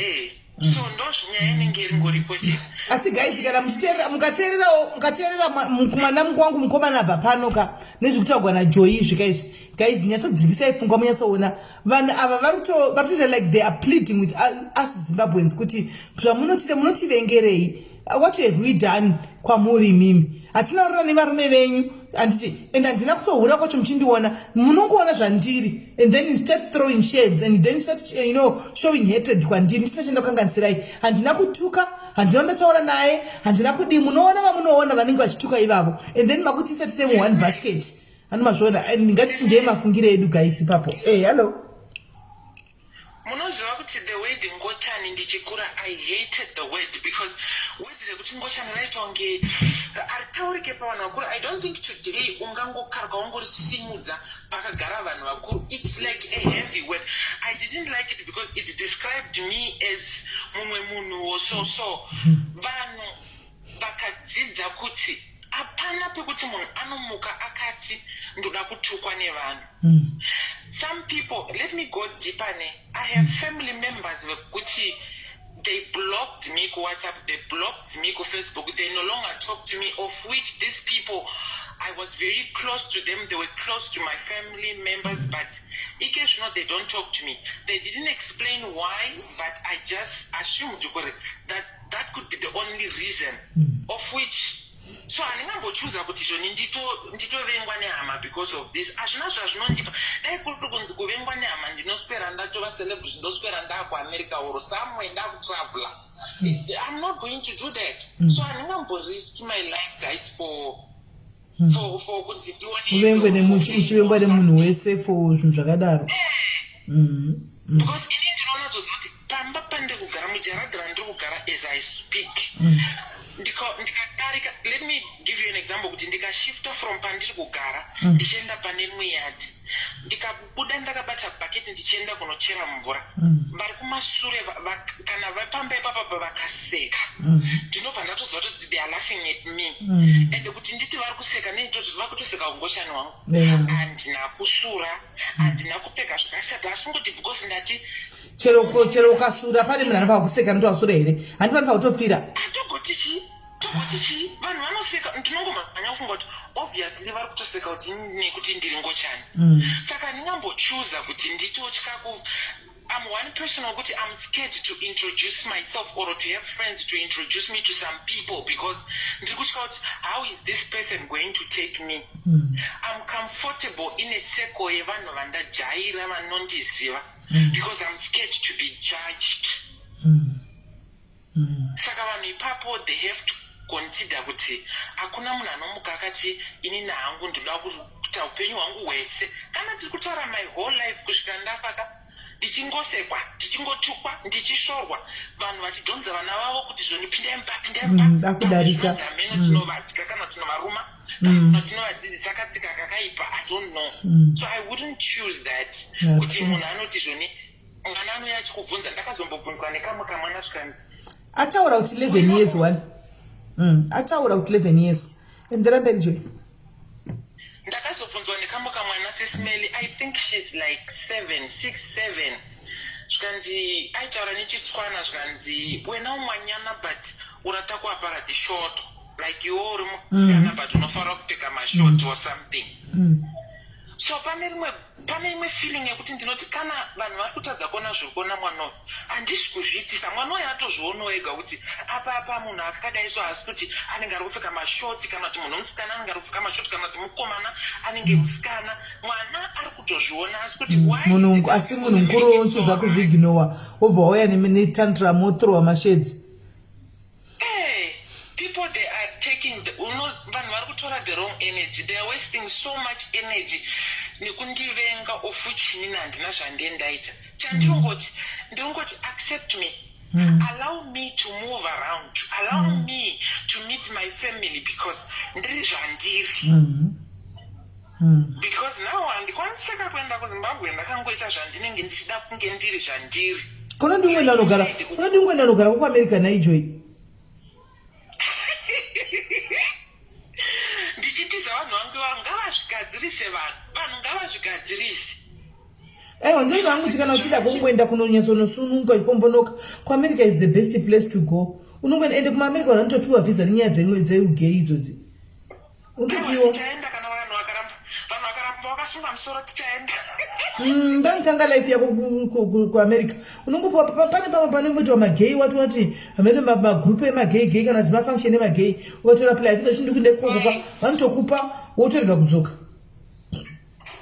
anaiti gay pride vanenge vakupemberera masununguko eUngochana kuti takapuwa liberation as a woman kunyika iyoyoka kunyika iyoyo but kwaira Beverly sivanda but kunozobva bevazara wani vachizara zvekunyatsa kufamba here vakadekara naye Beverly zvototi unoziva kuti chero mutauni mukavaona henyuka mukavaiginowa kuti hatina basa navo nokuti imi mavaona strike evening masocial media kupi mumaraini chemu maanotogara mumaraini chemu maanotogara vanenge vachitomuita pati maimwana munoziva kuti tine magrupu magay groups ndopaunoona kuti Zimbabwe zvayo inongodaro batika takawanda makazara ende munoziva undipinzewo zvemugrupu remagay mbonoona undipinzewo njoi ndochinja zita ungondikandawo mukati ndimbonotambawo nawo ndichimbovazivawo padaningangoonawo vamwe imomo munoziva kuzara kwakaita vanhu kuZimbabwe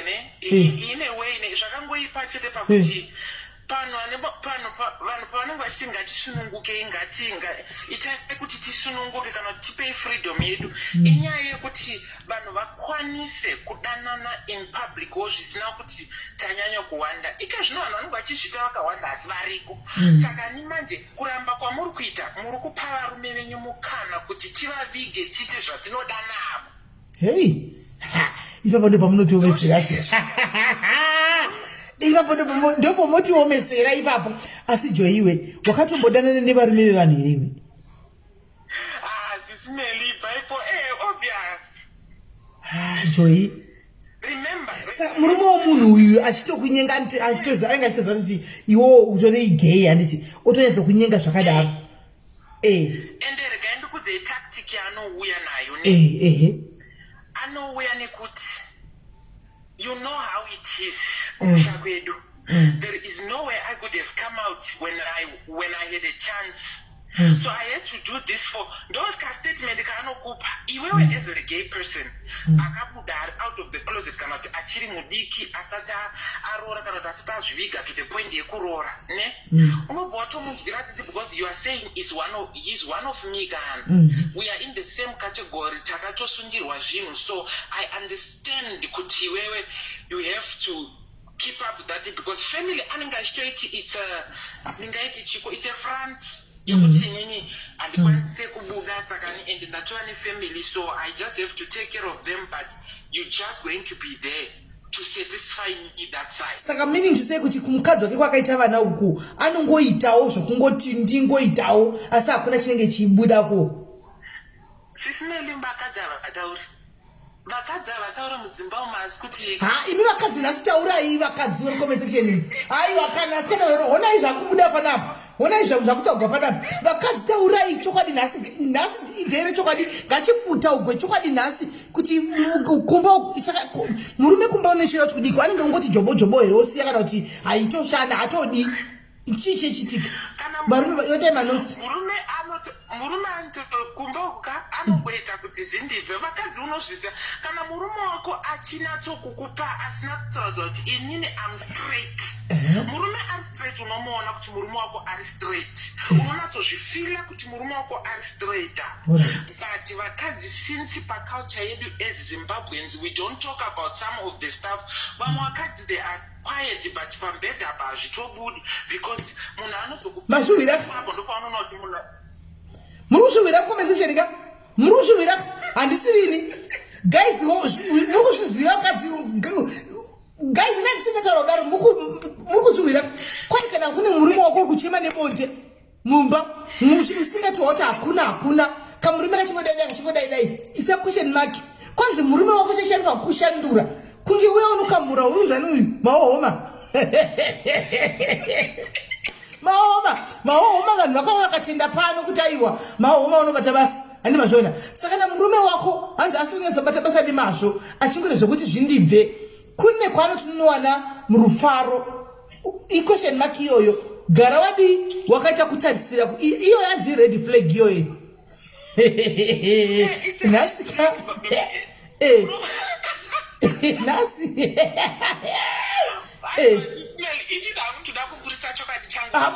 burisa ko chokwadi aiwa chokwadi ngachibude I have my experience tinongofamba zvedu tinongotukwa zvedu asi zvimwe zvacho hatitauri vamwe vacho unotosangana navo munzira auto amumhoresani munotitonge musingazivana mbombirai varikufona mbombirai unotoziva kuti pane chiri kuitika so it's not every man of course it's not every man asi kuti zvinenge zvichitoitika ndo zvinenge zviripo zvimwe zvinobvunzaiwo maquestions instead yekuti uti zvoni ya inini nababa mwana hatitombodi Ngochani chimbonatsogara navo baba uvabvunza kuti what is your problem asati unorohwa joi ungagara uchitoramba kuchikobaba zviri kufamba se unorohwa nekuti anenge achitokavharidzira nyaya dzavo ukadzokuti vane vachivharidzira nyaya dzavo dzokuti ndiri kufusatisaiwa kwajoi uku ukabvunza zvakada unokiwa mai mwana asi ngoti imi vakadzi imi chiongororaiwo moga asi joi kurati kana tikavabata varume tikavhura kumagaro kwatikwanisa kuona here kuti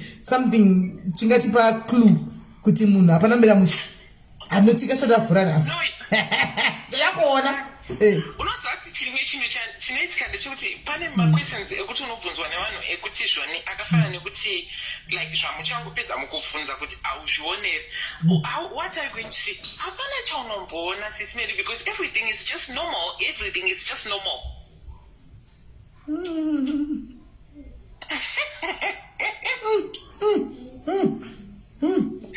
sisimeri navene mune mubvunzo here uku mune mubvunzo here guys nemadzimai mucompensation tave nemaquestion mark mudai chibvunzai kasati ainda joi chimubvunzai kasati ainda joi kuti munezonzwisisa bvunzai mubvunzo aiwa guys kutirai kutsvaga masymptoms cheri rakandwa mucomment section umu rakandwa mukuseri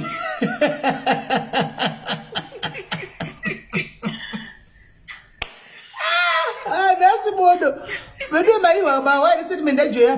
Kwanzi tinochodana nawo varume ava. Kumba kwanga chingoti andichikwanisa kuchabva because ndaita vana mozati kuita mwana just take a sperm jet kungopinda mukadzi wati mwana chero pasina zvaitwa romance kana chichichi mimba intongobata. Wati? Ndova excuse dzavanotoya nadzo idzodzo dzekutodzi unongozviziva kuti zviri sei, and then we also have to play along because apasiripo paunozoti zvoni because nhasi kwatorara neni so I'm gonna tell the whole world aiwa zvireveka kuti anotokumirira at the end of the day because ari kutya that shame, ari kutya akatokombina family yake nefamily yekweyo mukadzi nevana varipo. I mean zvandiri kutaura kuti hapana nda kunzi Ngochani, so haambotozombomiri newe ndiye anotozokuuraya manje ukada kutobudisa yekuti inini ndazorara newe. Plus not to forget kuti at that moment maybe let's say for example ndinenge ndichitodawo murume, so I do not have to say a lot or anything. Ndingizotiwo ndiri small house ndine ane nguva nini ane nguva yangu. Ndo zvinenge zviripo. So the more vanhu pane mubvunzo panapa Joy, sorry ndikuda kuna nemubvunzo. Hanzi Joy, are you top or bottom? Uzozvoreve top bottom kudi. Amen. Why are you top or bottom? Right, kana vachibvunza kuti are you top or bottom? Top ndowa minenge muchiti a husband. Okay. Anokwira, all right. Yes, and then the bottom one will be the girly one, will be the woman one. So it's obvious. We motomuona kuti musikana, motomuona kuti mukadzi.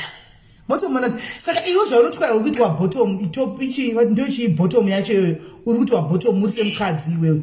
Apana vamwe vakaboti vanokuduburana vochinjana kuti muombodai muodai. Saka iwo unoona kuti koitwa iwa huitiwo. No, anditiwo. Iwo vanonzi verse, vanochinjana. All right. Aish. Oh, want to category was izvozvo. All right. SIS MELLY atifanani anongomira akanzi bottom. Tinosatisfywa just nekutopiwa. And then kune matop ekuti they never bottom, they don't have to bottom. Vanosatisfywa nekutopa. And then kune vanonzi mavhesi vekuti they have to change. They change each other in some point. It's like they are top, bottom. Okay, saka vakadzi futi ndizvozvo futi. Zvinhu zvandinotodzidzawo as I'm going because inini as I was growing up I just thought kuti inini I'm bottom and that's it. There's bottom, there's top. Wozoti wakura wozonototi okay pane makategori zvinhu zvakatosiyana zvakadai. All right. Tunodzidzawo. Saka kuvakadzi ndizvozvo futi zvekune bottom kune top. Kuvakadzi vanobitana batch, and another one is something else. Andinambobvira ndakada kuita education yema-lesbians and stuff, but panotodiwo neanenge achitori top and then nemwe anenge achitori bottom. Saka mucomment section naime hapana here mukadzi wechikadzi angada kuti isa comment tikuone umbouyawo after Joy tinyatsokunzwisisa because pavakadzi apa ndipatonese tove nemubvunzo chekuvarume kristu toziva kuti kuvarume ididmas tongozviziva ko kuvakadzi what happens toda kutoziva kuvarume aiwa iyo totoziva iyo everybody knows kuti ididmas ko kuvakadzi chii chinoitika.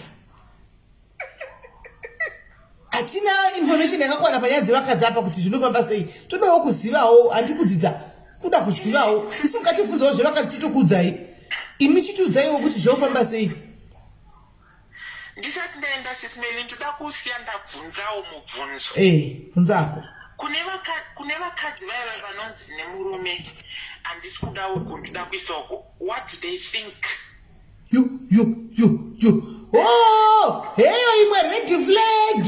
Guys, kwanzi kune vakadzi vanonzi nevarume handisi kuda kuisa kwachinopisa. Ndiri kuda Didmas. Munofungei? Hanzi munofungei? Hanzi question ndipindureiwo. Achisiya iro buri nechairi rakaroora iri. Rakati ndo kuti mukadzi kuti unzi mukadzi andiburi. Handisi kuda uku. Ndoda Didmas. Imimi kwamuri munofungei? Vakadzi ngavataure chokwadi. This is happening, guys. This is happening. Zvoitika sterek aiwo ipo pano padiaries chake tinomboti mafriday datombofarisa chita mhenge tichitaura panapa vanototaura kuti murume wangu anoda kumasure vanombototaura alright sis Melly maitaba zvakaoma. Alright Joy, thank you very much for being honest, thank you for being very open to us. Thank you very much. Mainzwa here guys, mainzwa ka kwanzi kana varume venyu vachisiya kwachinopisa vachida kuBurkina Faso munenge imi vakadzi munofungei guys. Ataura pachikuru apa, ataura pachikuru kana ndaenza kunzisa kola. Hello SIS MELLY makadeni. Mushe kuri sei? Bove kuti. Joy ndamfariro se Joy please accept my request. Vanozara kupage kwake. Nasanora celebrity Joy. Right, all right. Inini ndoda kupa contribution yangu. Ndoda kuti ndakadai so. Chekutanga ndira kuti inini hangu ndakazvimirira. Inini hangu I'm pro-life. I'm pro-life, pro-choices, and it. Because ndakamira kudai so ina handisi ndada kuudzirwa zvekuita neupenyu hwangu. And it. That's why I'm saying kuti I'm pro-life. Simba rekuti ndiwane kuudzira mumwe munhu zvekuita neupenyu hwake. Aiwa ndinyanyofarira zvangu. I try to avoid it by all means. And it. Munhu ngaachuze zvaanoda. Inini kujaja zvangu ndoti kujaja tinosiyira kunani kuna Mwari. And then tada kusverera kumaKristu. And it. I always say kuti salvation is salvation. And it. Is it an individual thing? Kana kuti it's a community thing or it's a collective thing? And it. Ndikuzwisisa but ndaita comment yandangoti John yandinakidza mucomment section famba akonayo yati kwa murume wangu anoda zvokuti ndikuBurkina Faso right. Even as I see it, I think salvation is an individual thing. Which mwene mumwe achanoita sei achanomira nezvake kudenga. Hazvina kunzi mwene mumwe achanomira nezvemasarwiro ake nemaworkmates ake nemaneighbors ake nevekuchechi kwake. Munhu anotongomira nezvake kudenga. Saka ndosaka ndichizoti aiwa inini chinondinetsa chii nemunhu anenge achida kuzviraramira life yake chinonditokonya chiga. Hapana. Ngandiziye nezvangu because vanhu vanozoda kuzoimposa zvekuti hanzi kuchechi kuti didini zvazodii. Alright but musazoita zvekubva maita kuita kuvenga munhu. Handiti chivi muzataurwa ini nangu chivi because at the same time tikada kudzika naye emachechi tikada kudzika naye zvedu emachechi uko. I'm sure kuti a lot of people know kuti maCatholic churches aya guys. Catholic churches nescandal dzavo kumafata kuya kunenge kuchiitwei kana vachinzi zvoti vakusungirwa pasexual abuse vanenge vachiitei? Ndizvozvo vanenge vachiitei kune vamwe kumafata? Kumafata kunenge kune mafata kavanhu vechirume vachizonzi vakaitwa vakaita vasungirwa masexual abuse vanenge vachiiteiko kune vamwe mafata? vanenge vachiiteiyo Didymus. Exactly. And it because one they want to just pretend. And it ndoito yewo mvunzo futi zvinokupa muvhunzo. Mozoti vanhu vanenge vachiti hanzi inini uye Ngochani handidi nekudidi. Kune Ngochani dzine mari ndiri kunyebere SIS MELLY. Zvisingaiti. Vanasomizi Exactly. Mawe makambani amunoshandira ndengochani anoonwa nemari. Vanhu variti muri kudii kusiya mabasa yayo. Uri kunzi watambura mamwe macharities chaiwo chamukada kutarisa chako kumacelebrity uko. Handiti tikutaura macelebrity makuru SIS MELLY kana seElton John. Handiti kune vanhu vari gay. Handiti ndo zvinondishamisa inini. Zvinondishamisa siri kuti alright they preach this evil. Handiti but why is it that vanogamuchira madonation evanhu ivavo? Asi ini nemuvhunzo wani Lucinda, koma gay edu isise ekunana Zimbabwe kana vasvika wasvika kuzvi 40 years ukwari ndepi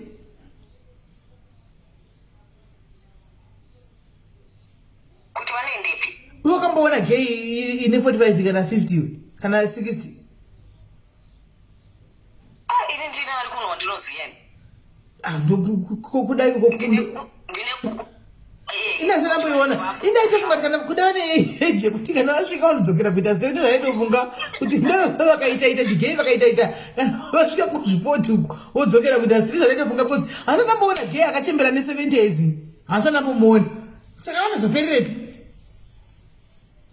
iyi kana vari vekuzimbabwe aiwa vanenge varimo vanenge vari downlow vanenge vari madownlow because hati maona zvekuti hanzi vamwe vanozotarawo ngoita nge vari kunyuka nekuita sei aiwa isingatinzwisei culture yedu yagara ichitoti inozviramba handiti saka so many people ina appreciate zvangu kutaura chokwadi mukaona vanenge vakubuda vari pachena kudai ini what I feel like is kuti munhu anenge azama zvise zvavataura zvataura najoine mwoyo ataura kuti dai ndaikwanisa kuzvichinja ka ingadai ndakachinja kudhara anoda kufamba achiitwa chiseko hapana munhu anoda kufamba achiita chiseko saka vandaiteze ndiwabuda kadhi vanenge vazvipira kuti no handingarambe ndichiboraramiswa life yangu nokuda kwevanhu ndikandiite life yangu exactly ende zvatana joy is very true kuti isisi vakadzi hatizoita sei hatizotaura nekuti marriage dzinokosheswa stereki kune varimo sisimeli vekuti vanenge vachitosafa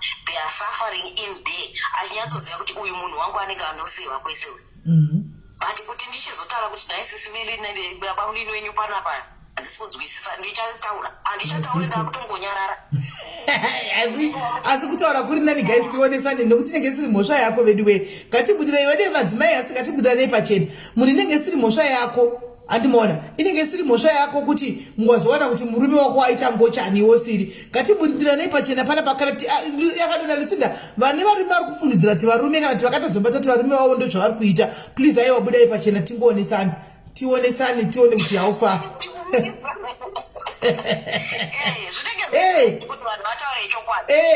tibatsiri panoti mwana vanhu angogara akangovanda achingotinchika kuti kwa judgment yevanhu paupenyu wako inini zvekuraramira vanhu zvandisingaiti izvozvo handiti kuraramira munhu hakana ende manje pane inini manje ndakaita experience ndida kukusherewo experience yangu ndakambotaura kudhara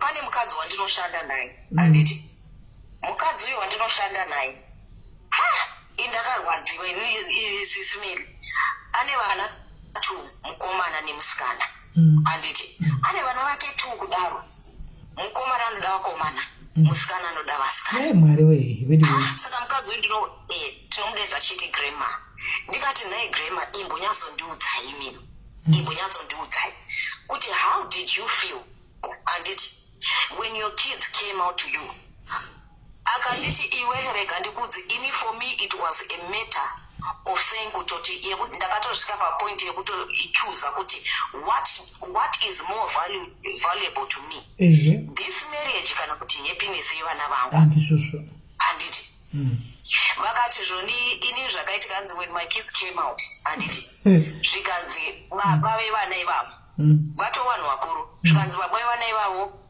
hanzi he became so mean kumwana mukomana zvezvekutanga ngotanga kurova mwana achikumuita sei vakati ndakanyatsogara pasi ndikanyatsozvibvunza kuti nairi manzi dzandakatakura idzi kaidzi ndinodzisiya saka pandochuza zvipakati kuti achokwadika I didn't even blink I just said kuti my children's happiness ndo ino yachi kumberi vakati ndakasiya marriage because of that ini saka mwana wavo manje musikana wandikuti anoda vasikana we are very good friends sisimeli very good friends kuburikidza namai vake ndiye munhu inini mulife yangu yandakanyatsoti you know what kune vamwe ka vekuti chokwadi ka anenge achitoita ngakazvarwa akadaro ukana uri around mwana wavo kudai anotoita kunge zvechirume chazvo anotopfeka maandawe anopfeka maandawe echirume asi ukona bhodhi yake unotosvika pakurwadziwa sisimeri ane bhodhi dziya dzekunyatsoita inonzi pie shape iya yekuti hipi iri garo iri chiuno ichi chitikitiki kudaiwo munoziva kuti like ndakanyatso kumustada nefriendship yedu ndichiona kuti bati munhu izveshuwa kana baba mini wenyu angari munhu wekuti ari a little bit homophobic ka but akazitara ega kuti aiwa alisa murume kuti achokwadi and iye she's 36 takaenzana she has never slept with a man anotori iye anatomically anenge achitonzi she's still a virgin akati I hate the idea of penetration. I just hate it. Vamwe womalesbian anto anopfeka zvimatoi zviya wochita akati it doesn't even make sense to me because I've never liked the idea of penetration. Nothing has ever penetrated me. Mukunzwa 36 akati saka kana umboda wakomana zvinonzi never. I never ever wanted guys zvaitondibowa but munozoti the funny thing manje is kuti chi last year akazochata SIS MELLY but ndakaona nge ari kutobatirirwa because mukadzi wake waakachata naye aibva mukadzi akarohwa anotori nevana vake 2 and then zvakatoita kutondirwadza ndichenda kuchato takuenda kumuchato so kubva kwakuprepare muchato nekudi and I'm like apa ndikuona ngari short changed ine uyu anenge asiri mavhesi here uyo mukadzi yange ichitaura kunzi vhesi kuti anenge achikuvarume nekuvakadzi because ane vana saka ndakutoita kakutomutyira kuti I hope kuti this woman won't break her heart because iye she's genuine munzira yake and haana kumbobvira ateruka handiti saka inini mai vake ndati ndakavabvunza kuti makanzwa sei zvikanzi Lucinda, let me tell you something. It's always easier. We all have something to say, handiti, when it's someone's child. Tine zvakawandisa zvekutaura sereke kana ari mwana umwe munhu handiti akati kana ari wako audi akati kana ari wako it's a different story handiti ndikatoona kuti akati ndosaka kana uchikwatisa kuti mhondi chaidzo maserial killer chai handiti munhu wese anenge akamuvenga asinoona mai vake achienda kunomuona kujeri because haakwanisi kurasa mwana wake handiti vakati vaida kuti ndivamedze bheki vana vacho kana kuti ndiite sei munoziva kuti I never questioned myself ever again when she told me that kuti you always have something to say, a lot to say in fact when it's someone else's child asi kana ari wako zvishoma zvekutaura then tina Genevieve weduyu tina Genevieve anogara kwenyu anti Genevieve ari kuno kuNew Zealand. Alright. Ari kuno kuNew Zealand. Ndikakuudza hadi ndikukunyeperai guys. Munoziva kuti mwana wega Christmas anga ari pano pamba pangu pana. And then because unenge uchimbotanga uchimboita kuti uyu kudini if you see him face to face kudai, if you see her face to face munoramba SIS MELLY. Munoramba.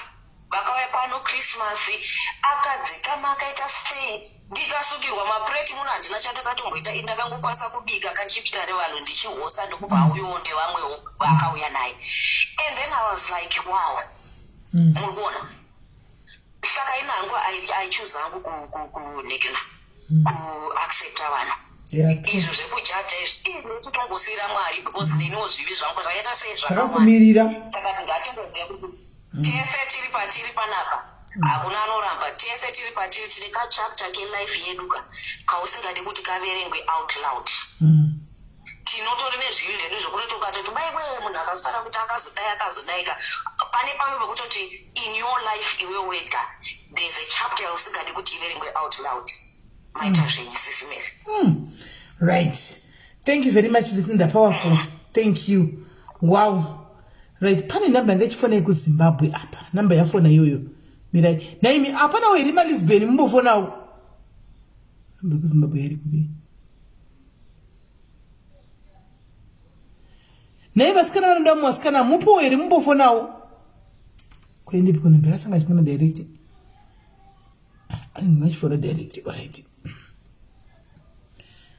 apanawo here veduwe vasikana vanoda vamwe vasikana timbonyatsohusisa ini kuzi ndipa vasikana ndine mubvunzo guys, hakuna vasikana here vafree spirit mafree spirit anoda kutiudzawo kuti how far top bottom how far. Hello pachirongwa muri sei? makadikwa zisime handiri right kuti sei uri haina hamwe handisina kunyanya kucontributa zvangu panhau dzengochani. Of course I understand kuti we are not supposed to judge people. Mwari anoti musajudge, not because jaja zvinhu zvamwari zvausingazivi zvinozokubekifayira mangwana. Ndosaka makaona Gabriel ana Satani mbuni akati ini handikwanise kuti ndikutonge, Mwari ndiye achakutonga. Handiri mabolo. But at the same time handidi kuti vanhu vashugakote zvinhu zviri mubhaibheri, because maBible verses aripo sisimera anotaura kuti Ngochani hadzidiwe naMwari. But iwewe kana uchiziva kuti maBible verse ariko anotaura kuti Ngochani hadzidiwe naMwari. asi mimi munoiziva here vhesi iyo kuti Ngochani hadzidiwi naMwari? Leviticus 18 verse 22 shedza ishakirayo neBhayibheri. Handi ndinogara mustadi, ndendakagara mustadi ndobani ndatoritora Bhaibheri pamabhuku apa. Mirai ndione. Mirai tione zvamutaura. Leviticus. Mirai tisange nekunda pana Leviticus pamukutaura.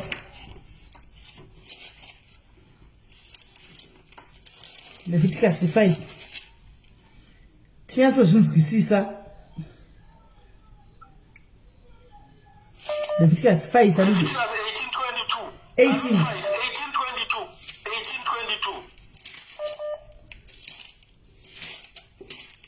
18:22. Leviticus 18:22.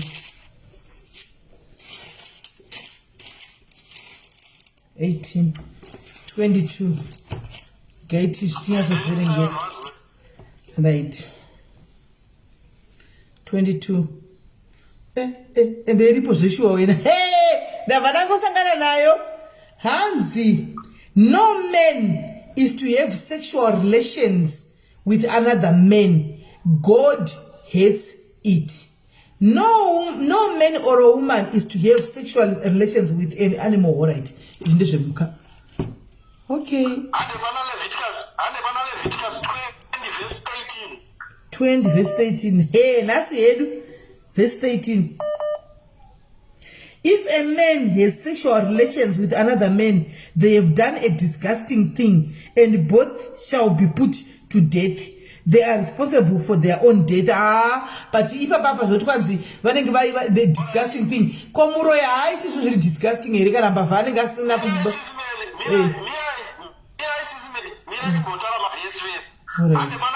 Corinthians 6 verse 9 to 10.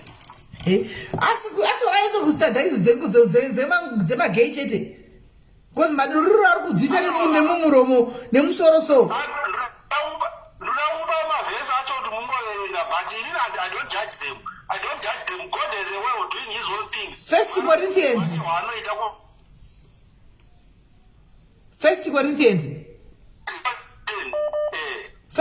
chi? 6 verse 9 to 10. 6 uri kuita uchikatakata ndosaka ndiri kubvunza. All right. 6. All right, 6 verse 9 to 10.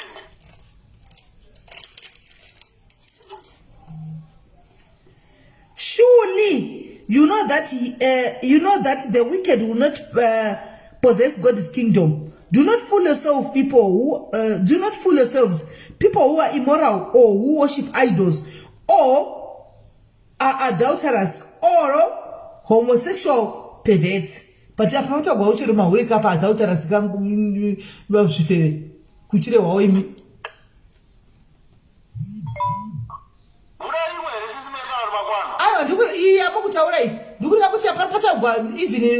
vanoita imiso vataugwa wapi? Ehe, saka square aka chivika hakuna ndo panonzi musajaje vanhu because pakanoti do not judge sisimeni zvakanaka. Asi nawe kuti ukajaja iwewe unojaja nechikero chisiri icho, Mwari ane chikero chake. Ndosaka mawana proverb yakataurwa naJesu akati regai zvikurirane, anouya ega mucheke uzocheka masora nezvirimwa zvaanoda.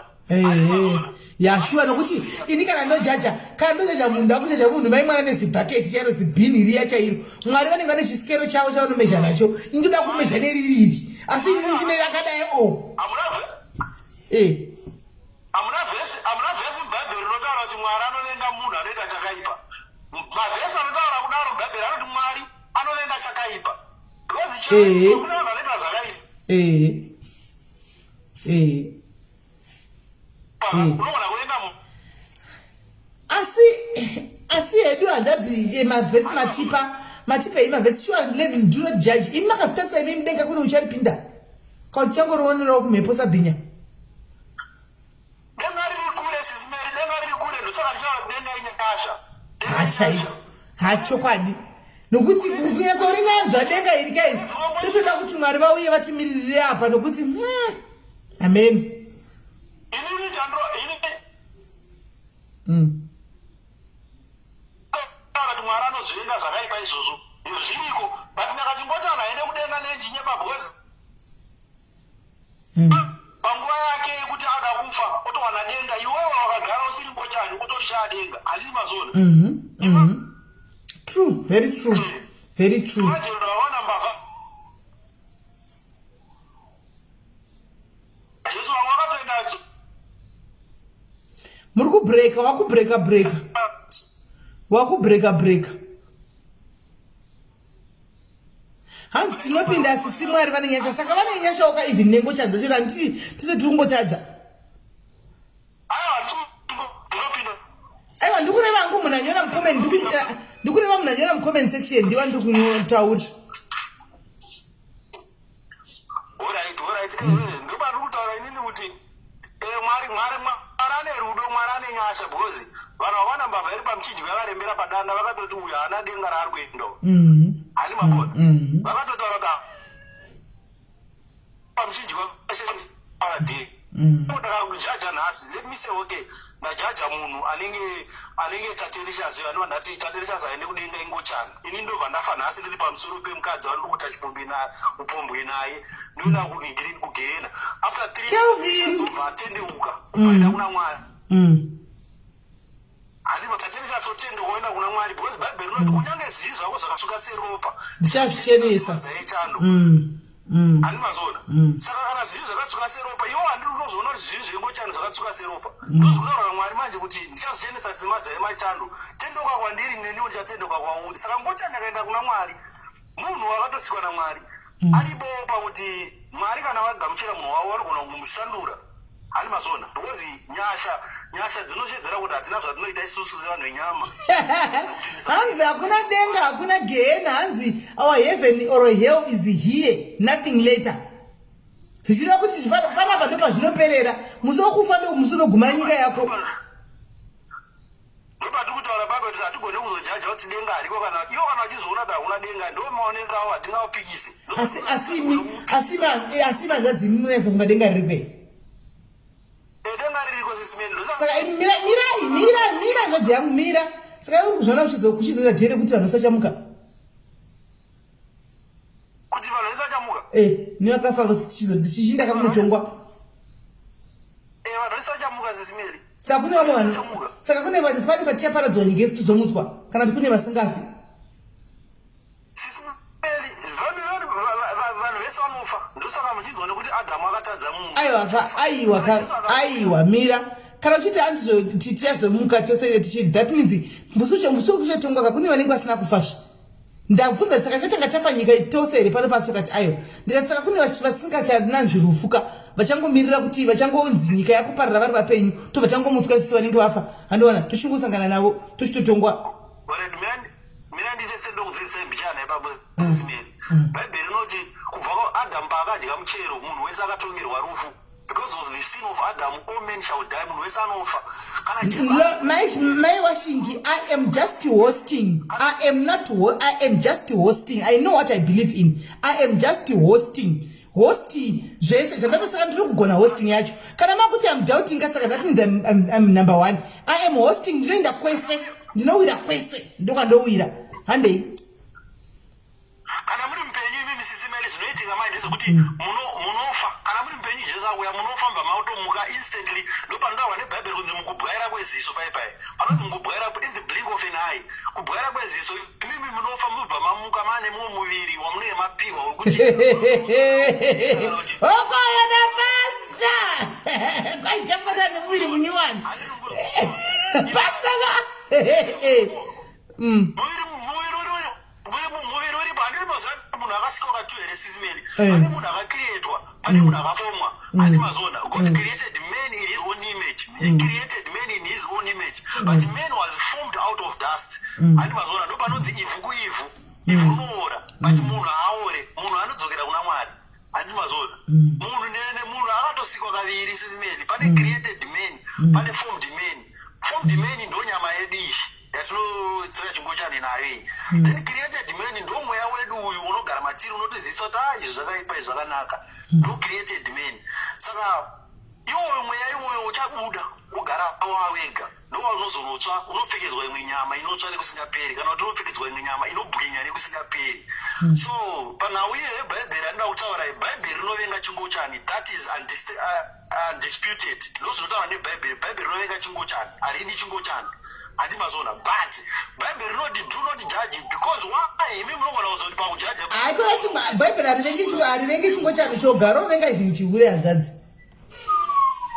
rovenga ivhini kunyepa rovenga ivhini kutuka kuba rovenga zvese zvakangoipa bhaibheri hamunazopedza mavhesi because makazoita kunana romance ka munozonotaura izvozvo zvekuvenga zvinhu zvese handi mazona kunana uromance pane pakatonyorwa kunzi adhautari kuvenga kunyepa kungochani uchi zvakanyorwa zvese zviri paclass 1 ndosaka muchiona kana gena hakunanzi kune gena revanonyepa bhaibheri chairo harina gena revanonyepa harina gena revanohura harina gena rengochani kune gena 1 kunoti vanonyepa vanohura ngochani chii vane gena ra1 handi mazoda saka zvese zvinovengwa namwari chakaipa chese chinovengwa namwari ndizvozvo chakaipa chinovengwa namwari saka chakaipa chese chinovengwa namwari saka ina ndangobata vanhu vari kutaura kuti hanzi neuyo atanga kufuna anga achiti hanzi ndakaverenga bhaibheri ese ndakapashaya naye ndangomuratidza kuti aripo mavhesi kana achida mamwe tomutsvagira mamwe aripo akawandisa anotaurwa ndichingochani kuti mwari haadi chingochani mwari hachizi chake handi mazona but pane zvinhu zvinotenderwa namwari kuti zviitike zvakafanana nasatani akasikwa namwari akatosikwa namwari handi mazona akatotenderwa kusikwa akadaro atori nebasa rake raanoshanda raakatosikirwa namwari saka hatingakweshene mwari kuti sei makasika satani kana kuti sei ngochani dziri panyika mwari anoziva zvaakavaitira tongogara nawo chingoisa kumaoko kwamwari kana mwari atonga nekuda kwake anongotonga isusu hatichapindira panyaya dzacho ngatirege kudzipindira because takada kudzipindira tichizita vana mwari isusu tichitonga vanhu ka kuti iwewo zvakadai tichitonganganisa futi because isisimeri like kolabva ataura mukadzi uyo kunew zealand wekuti munhu wese ane saidhi rake raasingade kuti titaurwe pavanhu tese tiri vatema pazvii saka hatidi kuti tione tsotso dziri mumaziso mevamwe isi matanda ari maziso medu tisingaone tine matanda ani mazona no one is perfect and no one is clean okay ndosaka kana bhaibheri chairo richitaura kuti for all have sinned and fall short of the glory of God for all haroti some have sinned rakati for all kuda kuti kubva kuna adamu kusvika kuna revelations all have sinned handi mazona tese tine zvivi takaberekwa nembereko yezvivi titori mubereko yezvivi tinoshingaira kuita chakanaka ndosaka kana pauro akataura kuti inini ndiri kushingaira kuita chakanaka handisati nachibata asi ndiri kushingaira handi mazona saka ndopakaenda kucontributa ipapo maida basi. All right, thank you very much, Collab. Thank you, Adas. Thank you. Hello? Hello, is this SIS MELLY? Yes. Oh, all right. Ndachida kutaurawo ndichitsigirana nemukoma vabhavo. Okay. What we don't realize as people is some of these things tinogona kujaja but isusu sevanhu titori neplay yatinoita muzvinhu zvakadaro because vamwe vanhu vari kuzoita mahomosexual nematiki ava zvimwe zvacho zviri kukonzereswa nematraumas akatokonzereswa nevamwe vanhu vari kutofamba vakatovarepa kana kuti vari vana vamwe vanhu they just walked away havana kuva maparents to those kids vamwe vacho it's because of my psychological traumas that they faced and they become like that. But you see kuti vanhu after vanhu vanokangamwa mumwe munhu arikutodaro munhu akatosiya mwana asina baba munhu akatosiya mwana asina mai munhu akatorepa ari kunongedzera nongedzera but we don't realize the effects of those things but yet tiri good at wanting to judge. So ndo zvandaida kungotaura ndichitsigirana mukomawo at the same time ndinongotsigirana nezvavataura chokwadi chinofanira kutaurwa mwari zvaanodo. At the end of the day mwari ane zvaanoda but hatingavhare maso tichiti ngatitsinzimire tisaone mwari zvaanoda but ngatisapointei vanhu because we also play a role in these things as a community, as a country, whatever. Tine zvinhu zvatinoita vanhu zvatinobata and we forget and then talking about we cause mascars for vanhu and then they end up like that. Right. Basically what mfana wangu is saying arikuti andika arikuti izvo ngatige kukanganwa anditi vamwe vacho vakazvikonzereswa because of masissues akasangana zvari vana vadiki. They were abused, so many things were done to them vana vadiki and they ended up being like that. Andika let's not point, let's not judge, in other words andika kuti vari kuita nezvechi, let's not judge, but on the other hand as well we cannot turn a blind eye on what God says. And in other words, I like her because she's very passionate. Akamira pakati. Hanmona. Ari pakati uti atingati just because we are not judging them. Tori kapitala zvonotaurwa neBhayibheri tinoti kudi zvitogwa naMwari. Andika Mwari akashifarira us. On the other hand, who are we to judge? We are not supposed to judge. Kana vachipedzana naMwari wavo. Noti ichi nesu. Thank you very much, Mana. Thank you very much. Good, thank you for your contribution. Very valid points there. All right. Thank you very much. Welcome. Good. Right. Nyai yakaomai. Nyai. Right, guys. Katimboti. Apana were Lisbons. Tokumura mbofona. Let's open this phone. Hello, Pachilongwa. Muri Lisbon ere. Amusi ora icha avitachitaura yenda ndafunga kuti pamwe kuda ndandati ngakumbofana mama Elizabeth Timozwa taura yenyu maswera sei. Sismeli ndinoona dambudziko rine Christians isusu nema heterosexuals. Tinojaja, we are very nosy people. Tinokupinda business risinei nesu. And yet kumashuro uko nobody questions my sexuality or what I'm doing behind closed doors. But we are so concerned, we want to know what heterosexuals, homosexuals very behind closed doors. I think that's unfair. And we are so closed-minded. We need to just let people be. Just like people are letting people be, because apana no question not saka mazoitei saka as a heterosexual how are you living with all that stuff. It's things that are done behind closed door. I see chiro chicho azvo behind closed door papa koma asitoda kungozivawo handiti chingororo chizoda kuzawo kuti zvoita sei mumo closed door imomo toda kuzoti ndasenge izvo pamalesbians apa pamundi kuti malesbians toda kutohwisisawo kuti zvaka at least kwarume tinotoziva kuti indigenous kokuvakadzi zvinofamba sei toda kutozivawo ipapa aiwa hatijaji yedu hatijaji yedu notovada asi kuti tinoda kutohwisisa kuti mangwana tive neknowledge, you want to be fully equipped and fully educated kuti yezo zati kana vanoita chii chinoitika tongona vanhu vakabata magaka aya hatihwisisi zvachichifamba seiko toda kutohwisisawo panofamba sei papa. But Sismeli muona nyaya pabonzi akadai hapindi denga. Aiwa.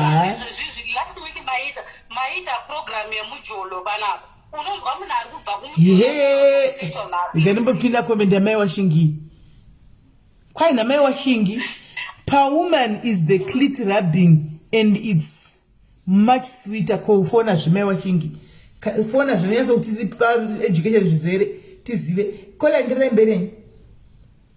So I just wanted to say, people, we need to be embracing of humanity.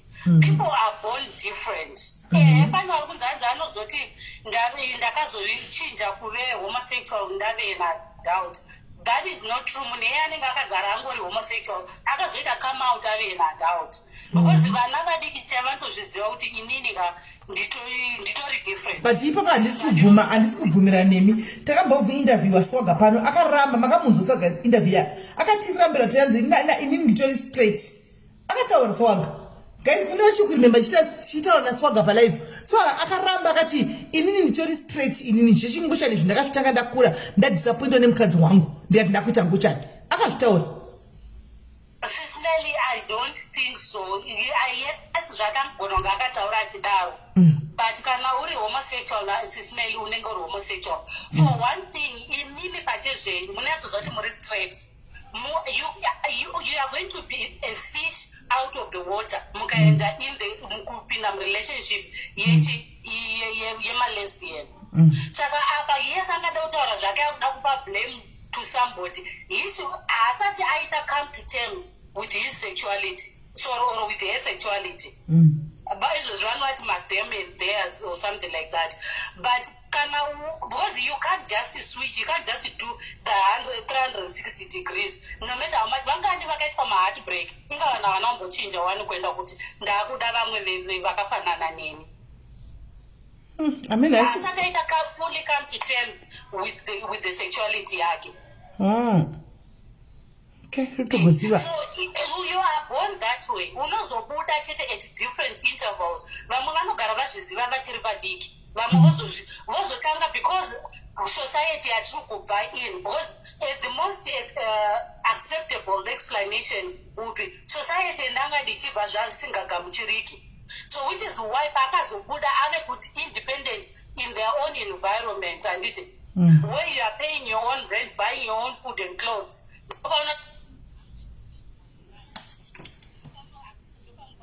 Accept, but because you kubva mumhuri dzinoti kana wasvika zera iri unofanira kunge wakuroorwa kana kuti wakuroora, people are just forced to conform, but zvinenge zvisiri mozowana madown low and all that stuff. Education. Saka imi zvizvi zvamukutaura makazvidzidzirepi zvikole makazviverenga? Ndakaverenga mabhuku seswene. Ya munoverenga shu. Makaresearch. Haiwa makaresearch. Muti ne information chaiyo izereka ino kutodarika vanhu vari kuita zvinhu zvacho izvozvo.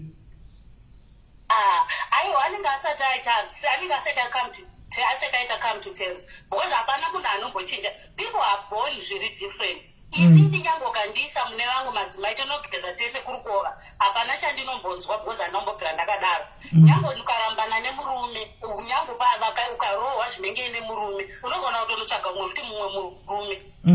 Iwe uri mukadzi. Kana murume unoenda kunotsvaga nawo nevamwe vakadzi. So hauchinjwe munhu because waitwa heartbreak. Ndizvozvo. Wow.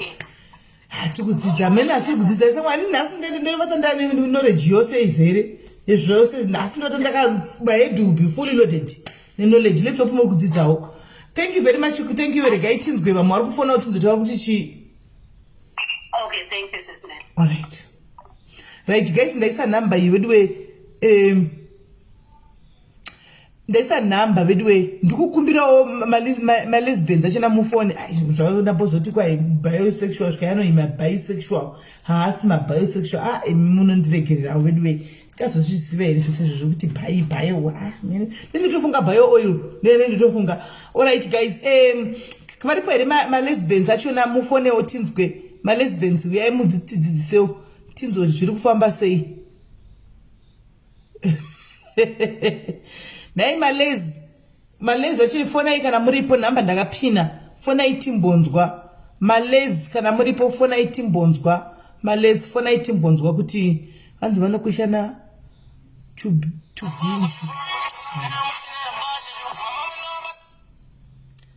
Hello pachirongwa kola.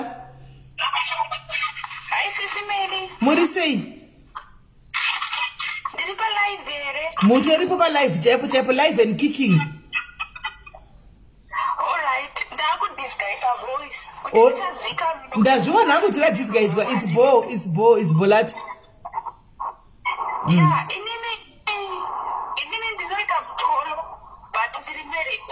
Moita mujolo? Ndiri bisexual. Alright. Ndakaroorwa. Alright.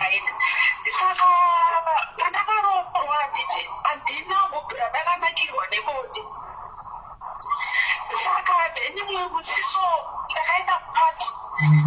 ndobva ndaita musikadzwa ndobva ndamwadoro ndobva ndadhakwa saka pane mukadziwo munoita zvevakadzi zvepsikatwa zvakambotanga kungondikisa akandikisa zvainakidza makanagwarekisi kola akandikisa ndobva ndiyamwa zangu apa kuva hakuna munhukadzi exactly saka sisimeli ndakakiswa ndikananzwa makananzwa kuda kubva rugwende kunanzwa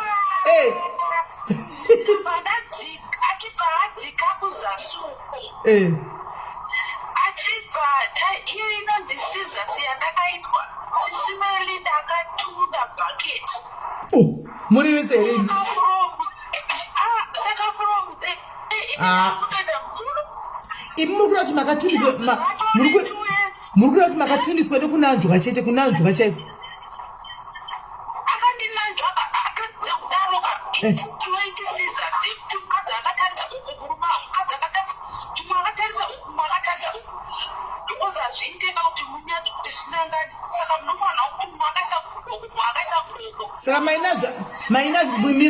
mirai mainanzvana sei umwe musoro uri uku umwe musoro uri uku aiwa akatanga atinanzva nditidobva apedza saka iye anga akutsvidawo mapande kuti zviweti zvidhubhane saka ndainodzidzisoka saka ndobva andipisa bhuruko ndobva anditichirara wakadai saka ini ndakarara iye akabva andigarira pamusoro ndobva ananganidza zviweti sisimeli mukava kuti nyika yodona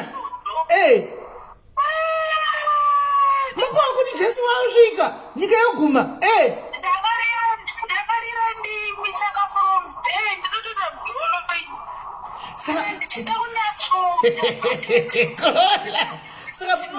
tinongopanana makoti orit kuti musangana kwamunosangana toenda tinonoshamwari saka ida ndinoziva kakumba kwangu kuti dede havako vanodzoka nguva dzakati touya uya anobva akagezauko kwake inobva ndatofanira kugezawo topinda kana mubhathirumu ozi bedroom muno ndechavakasvikirwa ndizvozvo ozoti mamuchiitei topinda kana mubhathirumu ndonokira saurino yamwe inu sisimene then kuzasi uku achitambisa kabhinzi then ndobva ndaitwa sizasi saka vakadzi vanotogona romance kudarika varumezve because tinoziva zvatinoda inini ndinoitawo zvaanoda iye anoitawo zvaanoda apa kunakidzana chete but ndine murume ndopanehuri ndine vana tonotoenda kuchechi but kana ndichida kunyatsonakirwa ndoziva kwandinoenda asi kumurume muchiri kumupa here kana kuti murume makungomusema imitaura ichokwadi muchamuona here semurume apa nokuti maakupuwa sizasika uku ndataura kakuti ndikuita mujolo murume mandotita nomo iye atoriwo merid anditawo zvekuba kwake ari merid murume ari merid orit kana auya mupretenda kana auya mupretenda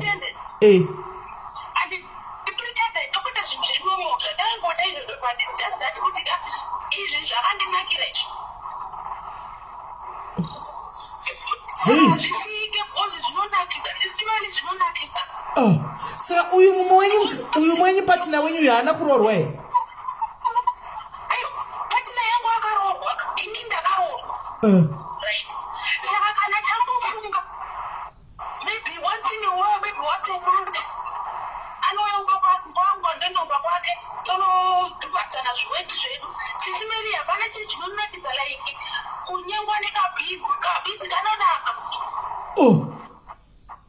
kabhinzi kaya achikapinzira mukaburi achikwiza haimi handisi kutombosiya itaura chokwadi gosi zvinonaka ene nditori mukadzi andienda kuchechi but ndozvinondinakirawo ndoti zvakandinakidza maybe ndichazoregerawo pamberi apa but aiwa pari zvinhu aiwa nakigwai henyu amai aiwa nakigwai nakigwai plus henyu hamusi kuchiita henyu nokuti mukadzi kauyu kungazi kuchiita here muchiita zvino mukadzi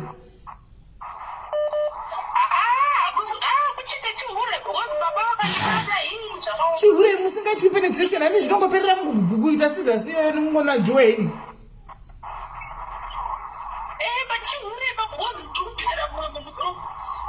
wo ha saka izvozvi hapakaipa hapana kumira mushi hapakaipa ha saka munhu asi kuti muzonakirwa nezvizvi kumba ndo kwanga kwakatanga dambudziko kako zvadzati minzi muboyfriend wenyu yanga asingagoniwo basa akaini aiwa ini nditori nemurume kumba ini hatina boyfriend ndine girlfriend echikadzi muri kuti kudii kwenyu ndawase kuti mati mune vana nemurume ndakaroorwa ini ndakatoroorwa ndikatachata shemwari yangu akaroorwa akachata makarogwa nemunhurume nemuzimba ndikatochata murume nditori nevana 4 muzimba murume ndine vana 4 shamwari yangu ane vana vake 3 nemurume wake saka takangosanganawo kulediska ndabva tangomuodoro shamwari yangu ido akangota wangondibata-bata ndikatooti zvakunakidza ndatoresponda kuti zvakaitika murume muzimba muchaurawa imi shamwari yangu akadororawo nemuzimba wake ini ndakarorawo nemuzimba wako saka apa tongoda chihure chetongoenda vakadzi malesbian but handisi lesbian but kungonakidzwa nazvo hamusi lesbian kungo makangodzidzira makangoita chimwe chimwe makangofadzwa zvikatotyokera vachatonakidza because iye mukadzi iyeye akanyatsondibata even ndikatomubatawo ndikamuyamwo mazamu ndikamubata kabhinzi ndikaisawo kabhinzi kangu uze kabhinzi keke kanonyatsokura kanonyatsoreba ndikakatonza ndokapfekera munhingi muchiweti chake ndonzi waakuridza mheka iye kana apedza uyo pamusoro ondidarawo ndotonakirana oti bhabha isahwira bhabha oinoko kwake ndoinokwako apeka mutoburitsa mabhaketi vaya mutoitira mabhaketi mo muzvotoita zvotofaya ndopa ndakatanga kuita switching ipapo mamusingaizivi kumba kwenyu saka murume wenyu uyu kubva muchirorana angagara asingagoni here zvedula zvacho aigona kabata hanaondizvi asati ambondisvitsa ipapo patosvitswa nemuwangu ndimukadzuvu kugona anogona kabut its different because isusu like I don't know inini ini ndakagara ndisinganakidzwa nekuti kupinzwa up and down zvinondinakidza its rapping saka isusu vakadzi toda yedu ndichi rapping iyo ndo inonakidza ndikungorabhana kana maini muri lesbian chai muri lesbian muri lesbian maini zvoshua muri mucloset wonai kuti mati murume wainchaichaika ani maingu amagara musingadi zvepenetration izvi moda zvikungorabiwa zvinhu zvongoitwa nevanhu vechilesbian kaizvi inini murume wangu akandipinza handiti to be honest handitunde mazuva ese but maybe every other day like tikaitaka 1 pamwe handitunde then the next day ndotunda but kandakaitwa nemunhu iyeye ipapo ndakanzwa kumwe kugwina kusingatomboiti makagwina cheko kugwina chaiko makumanaka sweating iyaya saka murume ndinaye kumba tinoda tinoita muchinakirwe muchinakirwa naye totunda rimwe zuva tinotunda rimwe zuva handitundi but nemukadzi uyu manje pese katakeitira ndotoita bhaketi nekutoda sweating totoitira bathroom bhozi ndototesa magubeza iye anondotesawo magubeza akatotoitira bathroom tomatinoitira yakabhinzi kani basa kudaro uye bodo nhasi anyatsodirika kabhinzi kani basa kudaro naimi zvamunoto zvakandoshanda kwamuri anyangatirana mubathroom bhozi mumba mutoileta mabhedhi akamwangu anoita mazibhaketi ini ndinotoka bhaketi but iye anobva atokwidza mudenga nditokwira mudenga chaitebhedhi tinovarara kwese saka takati anozowacha makubezi edu hapana bathroom saka tikaitira bathroom towaridza tauro redu basi toingana kana akapaidza mubathroom tapedza tinoklina tani kuwacha makubezi every time aiwa chikuru kunakigwa maini chikuru kufara chikuru nyama yenyu zvinomwe nyama yenyu asi musabatwira kana kuti mukabatwa munofa chekumuzimba ana mwari muzodemo muri yenyu bakwa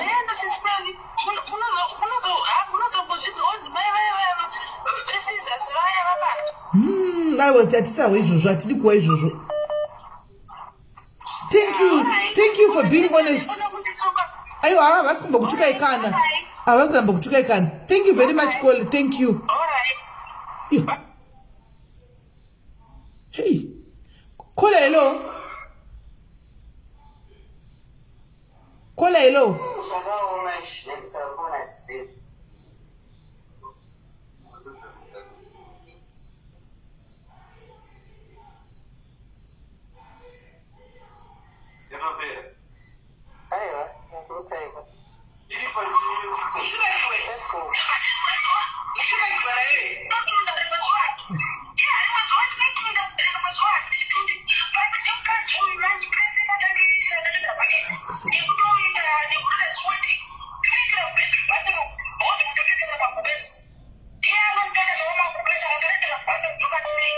What's the about like?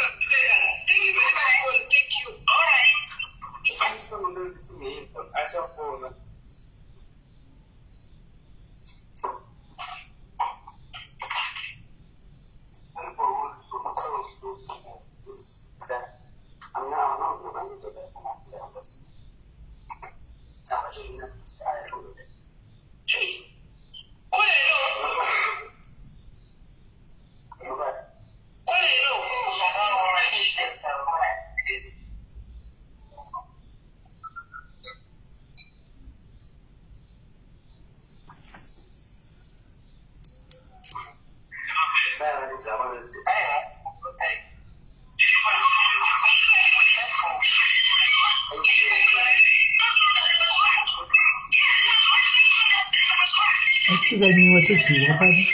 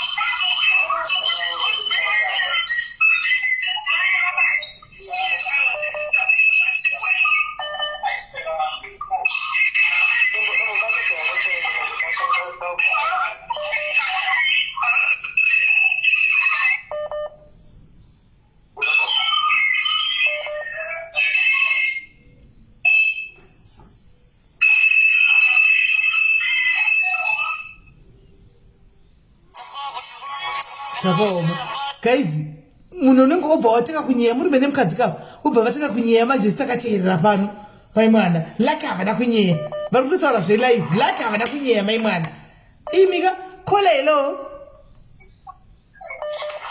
muri sei SIS MELLY mushe muri sei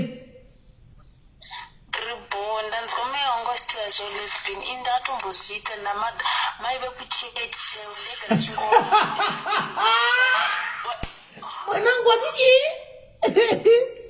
vachingondifarira vachingondidheska mwana wangu wakadii nhasi wakachena nhasi chichi sika rimwe zuva pakazondisendera meseji kuti azvindokuda kubva ipapa ndazobvira ndada kutaura futi nawo zvinoitika zvishuwa apa wanga tiri munhu mukuru chaiwo asi havana kukuna zvavo aiwa havana ndakabva ndatosiyana nawo saka asi vari mai vane murume wavasi vavoda tonyenga apa watori nechigaro everything zvese kaona utombowafungire zvakaoma thank you mwanangu eyo kana usiri lesbian zvinonetsa kuti ungobvumira zvinhu zvakadaro zvinoda kana uri munhu wacho saka ndakatoona kuti makomendi kuti everyday ukwajehovha ati nhatsokachena wazodii pamwanenge wadototesta vanoda topisa iyo zvipinzizvo ngadi wakatetiwa sizasi ngadi wakatetiwa sizasi ikomo zvakaoma ndatonzwa wachitaura wakati ndikati zvinoitika zvakaoma alright mwanangu thank you very much sure ngadi akaitwa sizasi mwana uyu midway zvinhu midway ka saka zvinhu zviri kuitika munyika izvi midway aya hai midway nyika yakatogara yakatakura zvinhu zvinorema midway yakatakura kurema kwese kola hello Yes, Melly, masherese. Mushe kanjani? Mushe. Ini ndofunga ndakambodana nemunhu anga ari kugera. Wakaenda? Zvakaitika ndezvekuti ndofunga anga asiri free pakungosununguka kuti munhu ari sei. Saka takasangana kuZimbabwe. Ndobva tazoronga ndobva auya kuno kwandiri. Auya kuno kwandiri. Taiti tikarara pamubhedha. Aiita zvokuti inini ndipedze, but iye aizoita ega. Diro raitamira, voice rake kakuzvida kaingoita ngemunhukadzi, but inini mutarisiro wandakazviita ndakaona kunge munhu akanyara kuZimbabwe kuva open kuti ndozvaari, but kuzvinhu zvechinhukadzi ndokwaanokoda akadai akati dhasti pamira taiti kageza chida kubuda sineri taita makwikwi pamira saka ndobva maita kovetini pamira kuda kuzviona kova spray akadai akachisvitasa kudai plus chimwe chinhu chakangondiita kuti nditi but zvakandiremera manje kuti ndimubvunze because pakurara taitikaita 6 akangoona inini ndapedza then iye aizviitisa nemaoko ake like aita hama maoko aipesa nehama maoko hey but kuita kwake usmart hwake ukaona munhu anoti kungodai tasti pano achiri kufamba zvezvaandafamba akabatwa maoko vanhurume vashoma andazokufamba vakabatwa maoko vashoma ende muZimbabwe unofuda kufamba akabatwa maoko vashoma saka indoona zoti akanyara kungova open kuZimbabwe kuti ndozvaari, saka kungoita zviya zvokungoti. Saka inini ndakamboti kuhama dzacho umwe muzukuru wacho ndoda kubvunza kuti kule havasiningi here zvikangondiremera ndikati regedzai nigodini tigodhila nezviripo, saka ndangodhilawo sezvazviri iye anga asiri open iniwo kuti ndiitangewo kungoitanga nyaya yacho itwa zvinoti iona mahighlights but mahighlights aivapo especially panyaya dzemira apa saka kokubika zvese zvinhu zvechinhukadzi pamira apa ndafamba akabatwa roko ini zvechinhukadzi kudai utoti asti voice ke saka makazodii rechinhukadzi takangodanana nanasi atongondinakira nokuti kana kandiita zvipapera zvangu asi achitogona kugona anogona dzive wake utori right. saka panofamba sei kuti iye hanakigwi newe iwe ndonakigwa? Ini ndoti handizivi kuda kuti kana dawo yangu ndo isingamutestiri right handizivi kuti pamwe ndosiri kunyasa nakanaka nai but every day here chero every time kubva muchitanga kusvika nhasi maanenge yakareba zvakadii? Anoita hake zviya zviya but nguva yake zhinji ndeyekuti anozozviita iye nemaoko zviya zvokungoti munhu uya dzava 5 to 6 years. Muchingodanana kompa marriage ari kuti chii? Ndezvemujolo zvinezvi haasi kuda kuroora? Anoda zvake but I'm not ready. Saka iwo even watoona ngikiri zvese uchangodzowila kupinda mumarriage let's say hazokusiyera kuenda kune vake chaivo chaivo nokuti apa uri kutotaura vanhu kuti masymptoms ese atoripo? Ini zvandakangoita ndakangozvitambira ndikati maybe one day kana nguva open achangofunga ngozvitaura ega because kuzimbabwe anga akatoroora tori nevana. Akasiyirei mudzimai wake? Vakasiyana. Nekuda kwei? Mudzimai wacho akaita accident akashaya.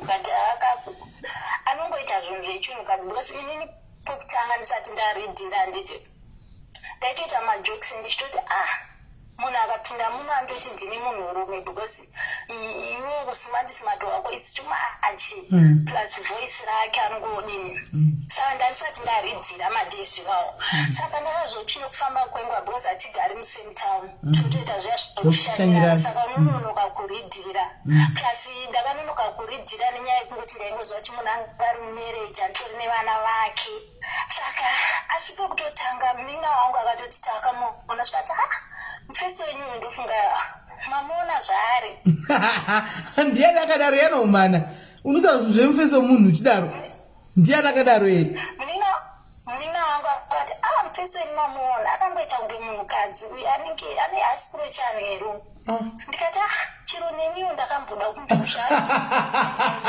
iwo ukataura zvinhu zvakadaro kumunhu wandanina naye newewo futi zvakaoma tata kudiscussa nemunin'a wangu Smelly kuti iye anga achingosheyawo muonero waaita nditi but pazvimwe zvese rudo attention hauna kana chinhu chaunokomplaina ane mari mari yokungoraramawo zvake kwete iya yekudziimbira nebhege alright asi yokurarama zvimwe zvese zvokuti handina chandoda komplaina asi kungovapeka kuchengera ikako kajelasi ndokaripo asi zvimwe zvese rudo attention chero attention ndiro yaanoita and attention anofarira malongo zviya zvokuti unongodaita 2 hours 3 hours zvichaura naye kokukambura anokambura hakamburi hadi kweiwe kana ukatoda kumuitawo hadi ndakatombomuita akavhuma akavhuma but still nothing happened haana kusatisfy anongozopesa still nehama maoko aiwa anomboita asi kuti nguva yake zhinji unotomozoona kuti yakuzi kwake uku unenge angozotoitawo zviya zvokungoti saka chingave saka masymptoms aripo sezvo wati hakoyo mujolo hamuchida kuroorana because masymptoms atoripo hawo zviro zvaungotaura pano ukana murume kugirana girazi guys mira kokutoti mafuta yangu ekutsvukisa anozora mafuta ekutsvukisa futi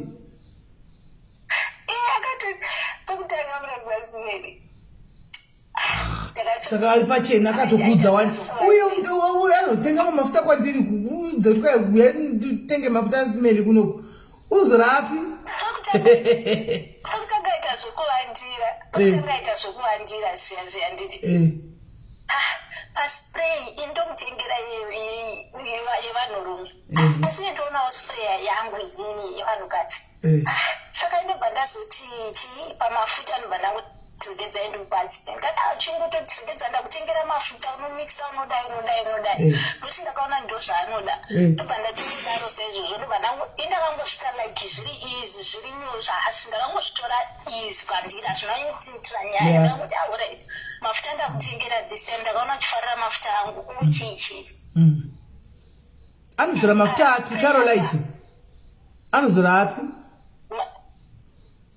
chisimeni ndikazitora madetails osewa ushigasha tinokuisa nokuti varume vakanada zvokutsvukisa anozora iwo ndo anonyatsindira nemakanda avo kamaganda rechirime rakakoraka saka iwo ana Caroline anopisaya kuvakadzi ndo avo sekuti ganda ravo rakakora asi unless kana uchitaurako zvana Nivea maybe Q10 achichi ameni saka indangoona sekuti kuZimbabwe ana kusununguka chichi akangoitira zviya kunyara kuti vabereki vanhu vanozonditi chii but chiro mukamuona kungospenda 2 hours naye but at least unomudako akadaro attention zvese boys zvose boys nomupa mubhedha wochero ari bho ndopa wakagarira pambedha apa ndopa akungoita kurambe uchinamira pambedha apa ndopa wakaitwa chaiko ndopa akungoita kurambe wakanamira pambedha apa ine mai aiwa simpeli ini ndinongotaura zvakanakira nditi asiwo zve iwe indati uri kuda kurogwa riini ukati hausi kuda kurogwa mujolo handiti ukati zvimwe zvese bho pambedha apa ndikati saka iwewo ichindudza shuwa sasisi wako kuti pambedha haiwa ndandingamusiyi kwese apa unyazi kugona nokuti marriage hapana kapa kuti hausi kuda kurogwa naye saka chimwe chingave chiisha chiri kuita kuti urambe wakasitika naye ipapo inini zvokurorwa handisi interested chero ndikaona munhu ari bho saka ndongori pamunhu anongoda kungowana kwose usingadi kurorwa iwe usinyeri ndaimbovamo marriage okay alright wakabuda mune yaivava ya ndikabuda mumarriage saka ndatongoona kutoti ndinotowana mufaro wangu ndichigara ndiri ndega independent ndinotongozvira iye anogara handisi munhu uyaya anoda mujolo stere because totogara kure nakure ndinotoflya kutoenda ndomuona saka tiri kure nakure simeni nhasi machofa 8 years 8 years amachofa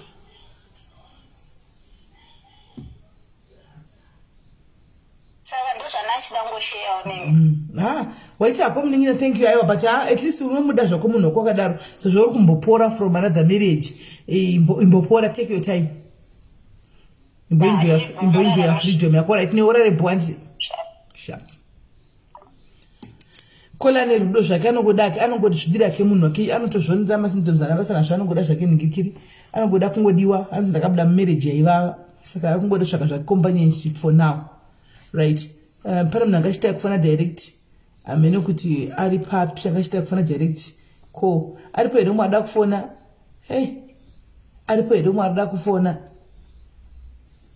aripo here umwe arida kufona guys kola be honest iwewe naJoyi rega ndikufonere iJoyi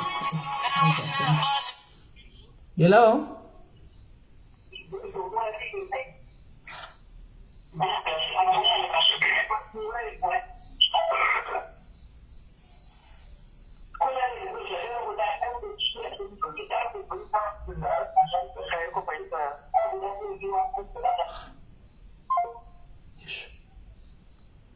nasi vanhu vachapesera tinyaya tikavawa chete mistake yavari kuramba vachiita kai mistake yavari kuramba vachiita kai kungofona kwandirika zvokwadi kudai ichapesera ta mistake this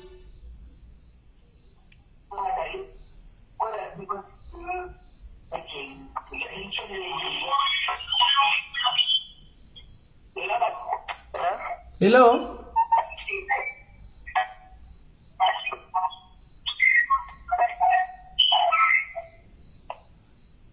hello yes sungunzwa ikola hello pachirongwa ndiri right muri sei chekutanga ndoda kutenda izvokuti inda nechirongwa chamawenza ichi all right aiwa tinotenda in the community and the stuff. Yeah, I mean, the doctor, Kenya, one, we have a storage school at all. All right. Kola intanabata pana kola and kubarume vane feminine side yabo vakawanda, especially when it comes to vanhu South Africa, like my South African. Vane start feminine. So chano judge unless kana mkomano wa chata ora kuti inini ndo zvanjiri kana kuti ndo zvakati. You don't have to judge kuti munani my hips kana kuti munani voice it. But hakuna were kola hakuna were ma red flags. Hakuna were ma red flags kuti ma red flags inga chero mu marriage chero unotomaona ma red flags kuti baba vakuchita. Variko. Saka asi ma red flags ranga achitaura. Symptoms akana achitaura kuti zvakashaka zvamufanira kuti ini ntombotini kana ndiri Ngochani ine nanditi. Ndiri feminine side but badogona kufadanira ndine ma beliefs angu andinawo. You understand? Okay. Saka vanhu vanosiyana and we don't have to judge a person because waona munhu unotiwaona kuti ini ndine voice date ndiye murume handiti. Then we have to judge me kuti pamwe ndiye mukadzi wacho kana kuti ndiye murume wacho. Because I see kuti ma straight people they do that. So we don't have to judge a person in an appearance. I think kuti ndaimboudza vamwe vanhu kuti vanhu varume especially varume vari mu South Africa vazhinji vakaenda kana kuti kuZimbabwe vanonzwa nekutukwa nevanhu vachinzi Ngochani vasiri chii. Because vane that thing, vane symptom. Vazhinji vacho varume munomu vakawanda vane ma-symptoms. Okay. Asanenge asiri Ngochani. Anenge asiri. You understand? Then the other thing yaningirikin ipapo kana kuti ndipajekesa ipapo. Taurako. Because the same masculinity iripo iyoyo kuti iripo kuti to the kuside kweNgochani kwacho kuti kune that thing kuti munhu anokujaja because kuNgochani bhega bhega tinojaja ngapa kuti because uyu ane voice date pamwe otherwise is the top the bottom because kune ma-levels ariko akawandisa. Yes, so munhu unobva kuti nokuti uyu ndiye ane voice date pamwe ndiye bottom racho, then you will be surprised asiri ari kusvirwa. Ndiye pamwe ndiye aritoka bhora umberi. All right. Okay. So then munhu anenge achiti you are feminine, ndiri mukomana ndiri feminine ndaenda kune mumwe mukomana ndari uchizwa kuti okay ndo situation iripo, then ndobva ndamuti okay fine I want to be your husband, I want to be the top and like the husband, if I'm saying the top anenge ari acting the part echi being a man. Wow. You understand? Okay. So then uyakabva nditarisa because I believe in a man anenge ari masculine. Inkona then uvaona uyu ari kungoya nekavoice kacheta kati it's not a man wandokutarisira. So all the same in the straight community zviripo futi izvozvo. We don't have to judge a person nokuti munhu anzi akati aita inonzi chii nokuti ane voice date saka hasi murume enough. Okay. Imi muri lesbian kana kuti muri gay? Ndiri gay. Oh, muri murume? Yes. Hana simukutipedzera zvino izvi zvoto isusu tobhonga imi ndimoita tumasweet voice vakomana zvacho zvinhu zvacho zvakaoma zvakaoma ini ndiri kutobhonga pano izvi ndiri kungokandusana nemunin'ina wangu ndakuziva kuti zvinhu zvacho zvakaoma but yakakwana nezvinhu zvangu zvese zvokuti kudai mutove nezvombo zvenyu ndinazvo bho zvese bho zvorota ameno like I don't want to mention that but mention you don't want to mention chiko tiri pashow apa timention zviro zvedu sutiwe don't want to mention chi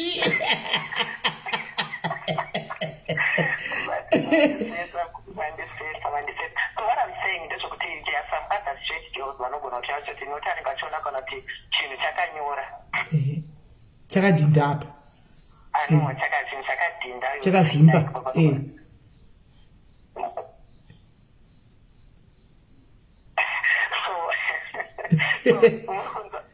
ndakatera unotoona vamwe vakadzi kuti ukamachenda une mafriends vasikana but vanenge vachitokuchiva, you understand, vachitoona kune nyama dzavari kudya kumba kwavo hadzisi kuenderana. Iwe mabhurugwa wakazvimba kudai nei mwana wakatakura uye mbondodikisi Saka hauzombopote uchivapedzawo here shara iwo mabhururu akwa sezveiwo nechombo kwa hauzopedza uchimbovapedzawo here shara mabhururu akwa sezveiwo wakatakura chombo iwe ndiwo negrinedi ka zvinoitika ndiwo tombotiwo ndiwo bhotomu wacho anditi like ndiwe mukadzi wacho anditi ndiwe wari pasi ndiari kureceiva anditi unogona utori nemboro kudarika ari kutopa wacho kupomba wacho utotigondo chiichochi. Saka zvozodima chinokuti uri kutsikirikwa ndione unenge one AK47 uyo haana chinhu une chipistol. Saka zvingoita here kuti mungoswicha? Hazvigoni ngoswicha here? Kungoswicha like handiti kutaura kuti iwo ndiwo unenge uchitsikirwa wacho asi wakatakura AK47 uyu unotsikirwa wacho une chipistol. Hazvigoni here kuti mungochinjana? You understand? Kune pattern, kune mumwe munhu kuti ari strictly bottom. Alright. Atomboda kana zvokubata kana mboro yake angoda kuti ikandwe kuburiko kuko. Manje inenge iri busy. Ende teteni okuchero wakabata mboro yake. Inenge iri busy. Atimukona atodi kuitwa izvozvo. Then mumwe wacho anotaura kuti fine kana anonzi mavhesi oti munochinjana, do me I do you. But zvechiningikiri zvechigei izvi zvine basa izvi panyaya yekuti munoningira muno everyday pamuzati nhasi mukuita bonde mutanga mazvidhosa kuningi kumashure kuti kubude zvina yose basa vedu wedu handi kana muchida kuziva kuti nhasi boyfriend akweri kuuya let's say boyfriend akweri kuuya nhasi muda kuita sex anofanira kutanga wazvidhosa kushure kuti tsvina yese bude inonzi douching iyoyo sesimeri kune maduching bottle makaenda maadult roads kwakazara anotengeswa but I think vanhu vari kuna naZimbabwe vanoshandisa zvigubhu anzi zvigubhu zvapera makoko izvi and the stuff for ochiita sei ochidii chigubhu ichocho chinoiswa mvura then you press it inside. Alright. Then you clean. But naturally, you should they just watch their thing, their eating process, for the cleanness and the stuff. It's not like kuti munhu kana uchinoningirira uchinorara nemunhu unomora chokuti kumora. You understand? It's not like kuti munhu paanongoiswa mboro chete munhu anongoisa madoti. Okay. Kune time kuti unotomboita clean. Zvokunzi ngoshandisa madoti zviri muculture heterosexual people. Right. They believe in that. Heterosexual people ndivapa? Imini kana SIS MELLY mukujamboro nice. Alright. Okay. Kanti mukona. I believe in opposite. Saka you don't have to do that. Sometimes you can just go and do it zvakangodaro.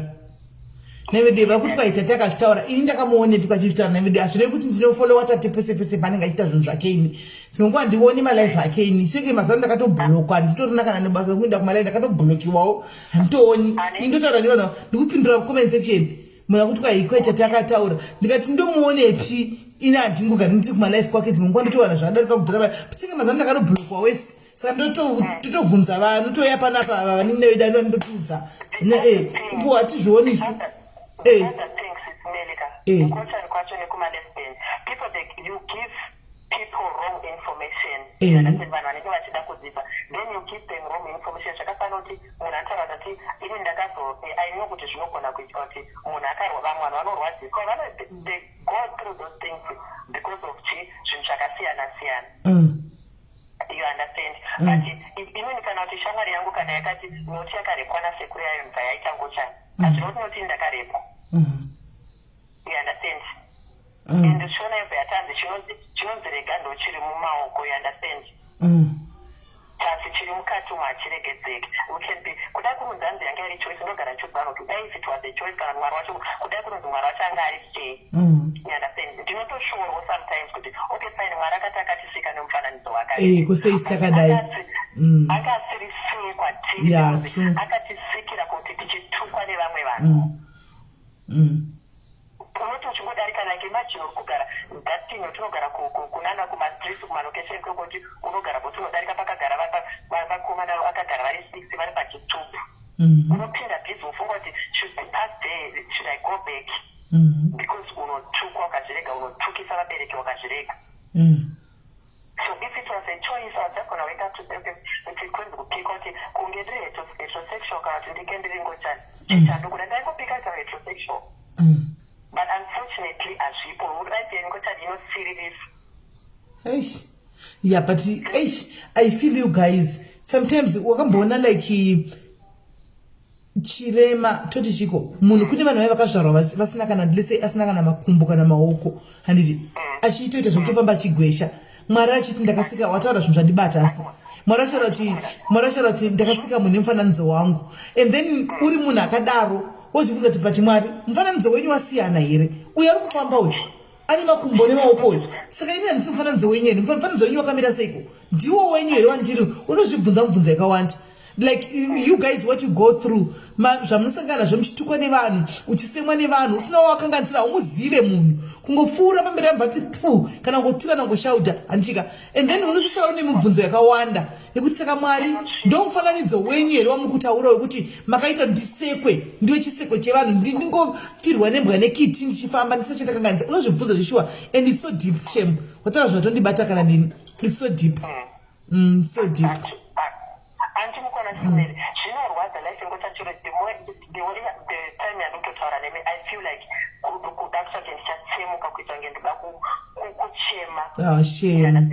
Because zvinorwadza kuti like unongochisekwa namwana ukafana kuti should I commit suicide? Shame. Should I go up on drugs? Kuti ndike life yangu iright. Ukatatasa most of andisutaura yangu in a bad way but most of Ngochani zhinji dzakafa, dzimwe dzacho dzakomita suicide, dzimwe dzacho zhinji dziri on drugs. Shame. Hatikona because they think that that's life.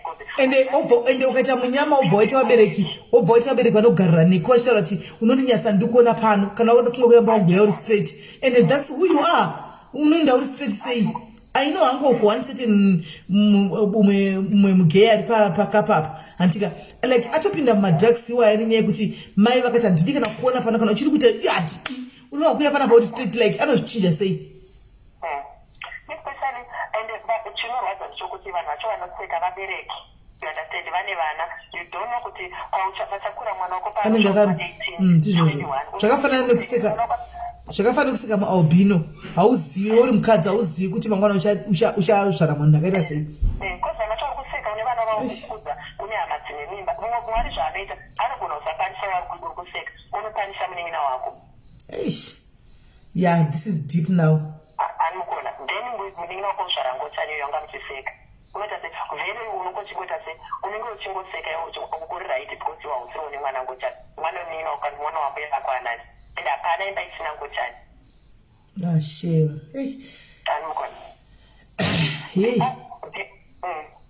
so nyacho life yacho iri kurwadza and life yeNgochani life yekuti life yatorarama. And at the same time, you guys, you also deserve love, like just like anybody else. You cannot stay single forever. You need to have a partner at some point. Wait a partner, people they'll still come on to you for fair. But nobody guys, bata mashokwa ambutauro na joy, bata mashokwa kutauro ni mwana ya rapa. Bata mashokwa ya mnyasa unoti avasi kutozvidawo guys. Zvavakutongoita pakungoti avangarambe vachingoti the rest of their lives vachingove mucloset nekushayawo kudanana naye but pafeafeya mukateerera vachitaura you listen to their voices avazvidi ndizvo zvakuti vanotowishawo kuti we want to be straight like you guys. Ndakakudza tisineri vanhu especially vakadzi ngavasamboseke zvavo varume vavo like most 70% of 80% tinorara navo in a closet way you understand. Another vanouya kwatiri and they talk to us vachitaura vaine vari maghost accounts vachitaura nesu Facebook because vanozva takataura navo pamawhatsapp munogona kuva vanongouya like that okay I booked at this hotel vamwe they are buying Ngochani online because havade zvinhu zvimwe because Ngochani pane dzimwe mazimbabwe and men here iwe mazimbabwe and men saka vanoita sei vanobva vane shame adonha anga achifanana direct call but this is so sad guys, this is so sad. Did you hear the pain in his voice?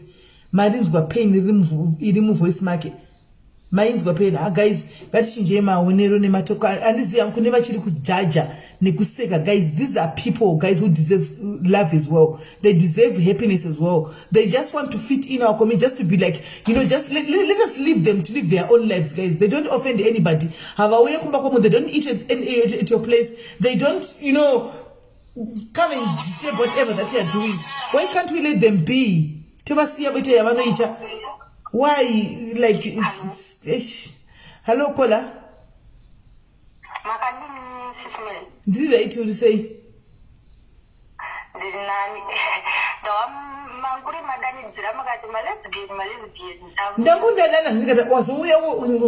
Whatever you do, as was on Boyamun. The one I'm at Zvitinyam closet. They got a Murim closet in us.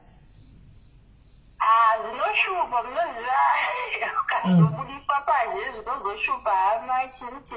this also. So, how much is this very much in the show?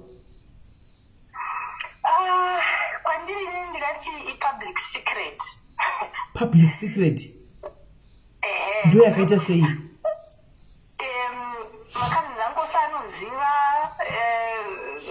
Kumriana mai masibinza waninga chiziva nekumuriya rubangu asapana noda kugara pasi kuti ichinyata kuadresiwa nyaya alright vakazviziva sei?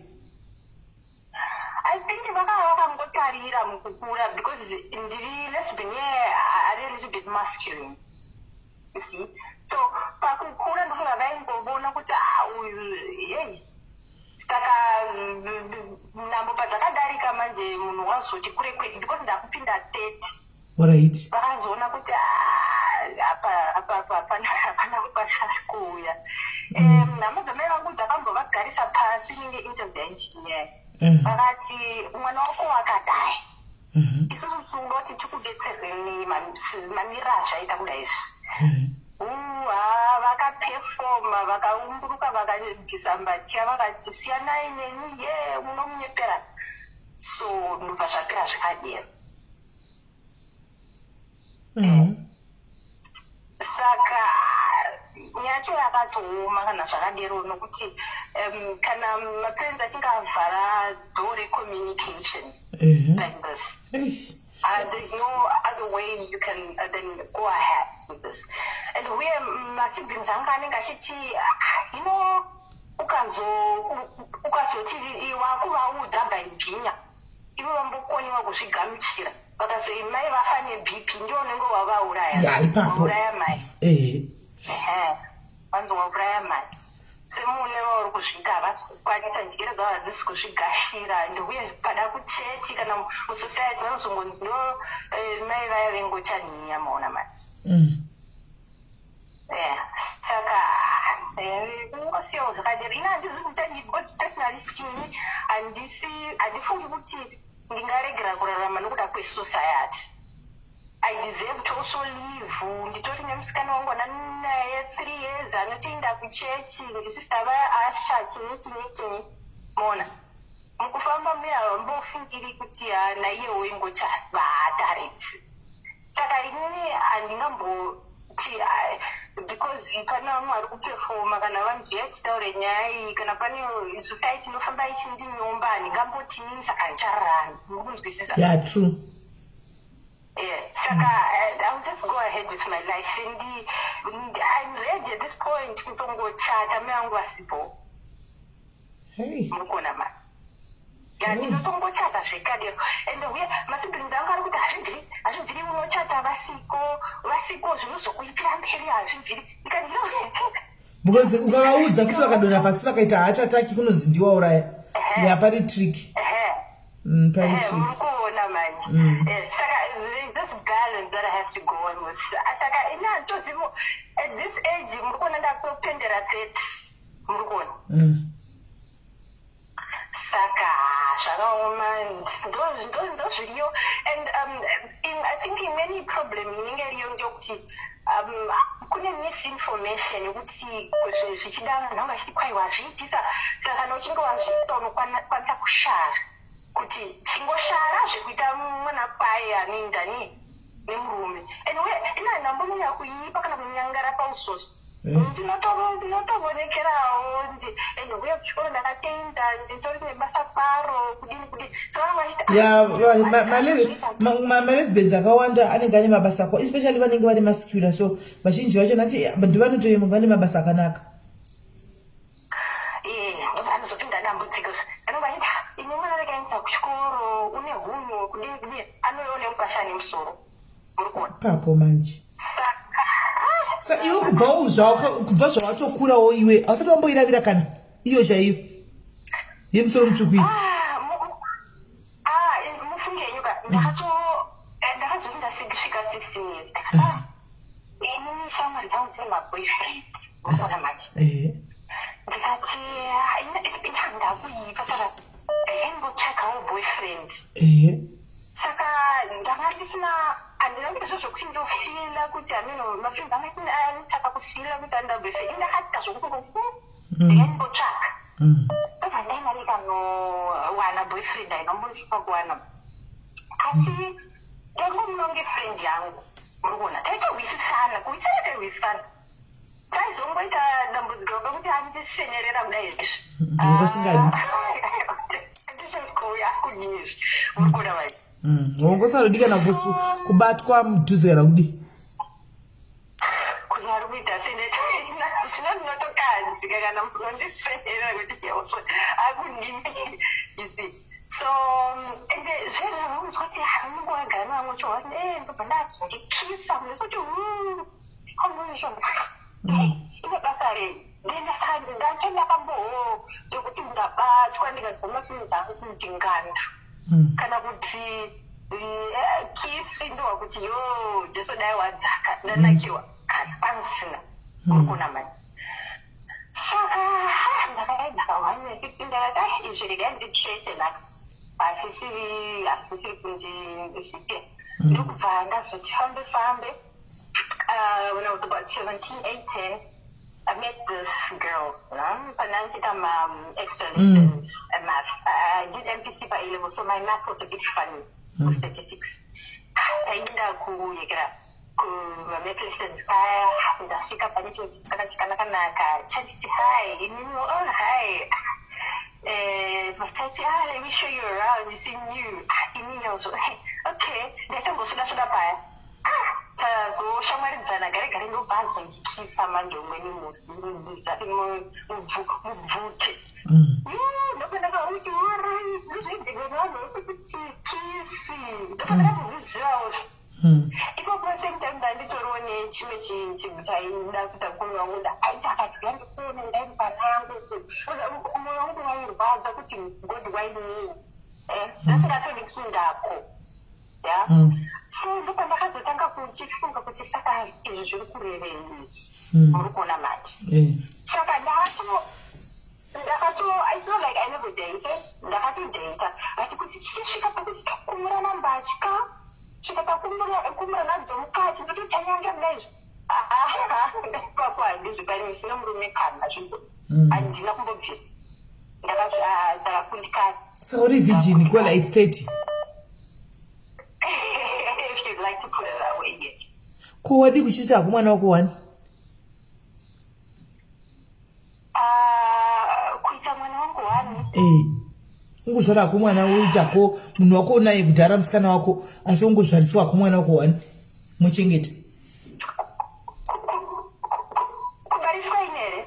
Kandi iwe kuoda kuti kubarisigwa musikana wako. No, I'm not interested really in carrying this whole pregnancy thing. It's not really. My girlfriend yangu takarongana kuti we first get married, court and the whole shebang, and then the first kid we do surrogacy, where she carries my egg, and then after that we do the whole in vitro situation. Yeah. Okay. So I mean.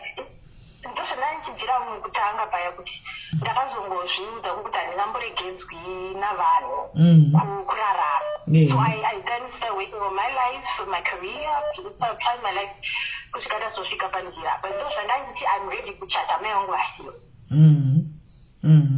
because drama munhu anoumburuka so musomuchato achiumburuka ambulance zvinodare. Yeah, I feel you now. I feel you now. What you're saying now. Ndikunyatsozinzwisisa kuti unovaudza sei mai kuti ivo vanodona vakakuvara. And to be honest, I feel like my parents have lived their lives. They have lived their lives. They've had their kids. And I'm part of them living their life. Why should I be denied of living my own life? Yeah, true. So, no mamira zvakaita. Ana nangu ndikufuna contribute. Ameno kana mune mubvunzi. Kana ndodo nangu. Hatichida kuti bvunzo rachida kuedza kuziva seni munhu wechikadzi ndiwo watazopindurwa namai wesisisa zvisisasi zviya. Because nai ndanyatsokuziva kuti munozviita sei muri vakadzi tu. Ndopana ndanyatsoziva kuti panofamba sei munenge muchibayana nemakwikaba asi vazorondedzera avo nazoyanzopanzwisisa ipapa varondedzere kuti hai kune sizasi munogarira padenga.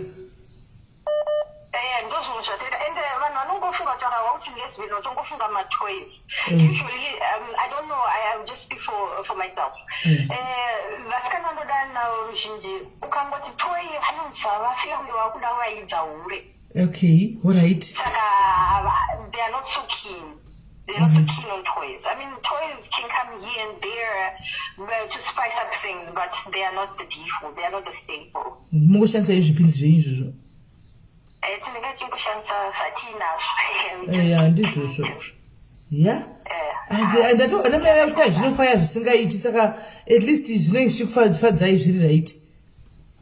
I think kunakira hwani ndokumusiyano wacho kuti umweni ari gay ari lesbian ari straight zvinonakira vanhu zvinenge zvakasiyana.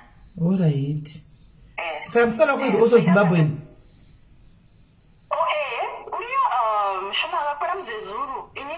Iwo uri muVitori. Susu tiri pasvinga. So tese tori vanhu vekudzimbabwe. Hey. Motogara kumafestivals kwandiri motogareko kuno musadzokei mugareko nokuti mai vanofane BP. And I need pazvose inesimelipo kana kuti kwahanzona vanondinyomba chinhu ndinenge chitongosewa apa kudhunongongo chituka nechinhu chakapetwa nenhamo. Iwari kuwe first world countries ongotende mwari zvakaoma. Ndigere iwonoti tuka vakashurwa nenhamo, but anyway kusiyana kwavanhu chinhu chisingateta kuti ndichidzoka kana kuti ndichidini handidi kumuraya mai nokuti ya ndizvandikutaura izvozvo ndizvandikutaura kuti ungatonzi haungatozoti ungatoziva nyaya yacho chinzouraya mai bheta uchingogara ikoko uchingovatumira uchivachengeta vakati kuuya ungoti zvinhu zvakaoma havasi kutongobvunza tikwire ndege tiuye koko zvinhu zvaka uchingodaro. asi ini unoza panondigozhera henyu simeli kanisa ndanyatsofungo zvino muchadini kana pazivo nevazukuru zvinondodii kana pave nevazukuru kana vazenge ndachizenge ndaita vana inondodii unoenda kaneodza kuti mai vacho vakasara kunze kwenyika. havazongofi amen. Kana mai vakasara kunze kwenyika kana kuti unoti kudiko ndevangu ndakazvara kunze kwenyika handivanenge vari vako here wakanozve ndakanondauya nevana ndakazvara kunze kwenyika uko kuti usauraye mai chete because vanofane BP vani vakufunda vafunga kuti sheshi vanhu vanoti chi vofunga kuti muraini vanoti kudii havanodona vakafa. All right, munini wangu, thank you very much. Wish you all the best, ne? Thank you so much. Bye. Sharp, bye. Okay, get to pesira kola. Kola, hello.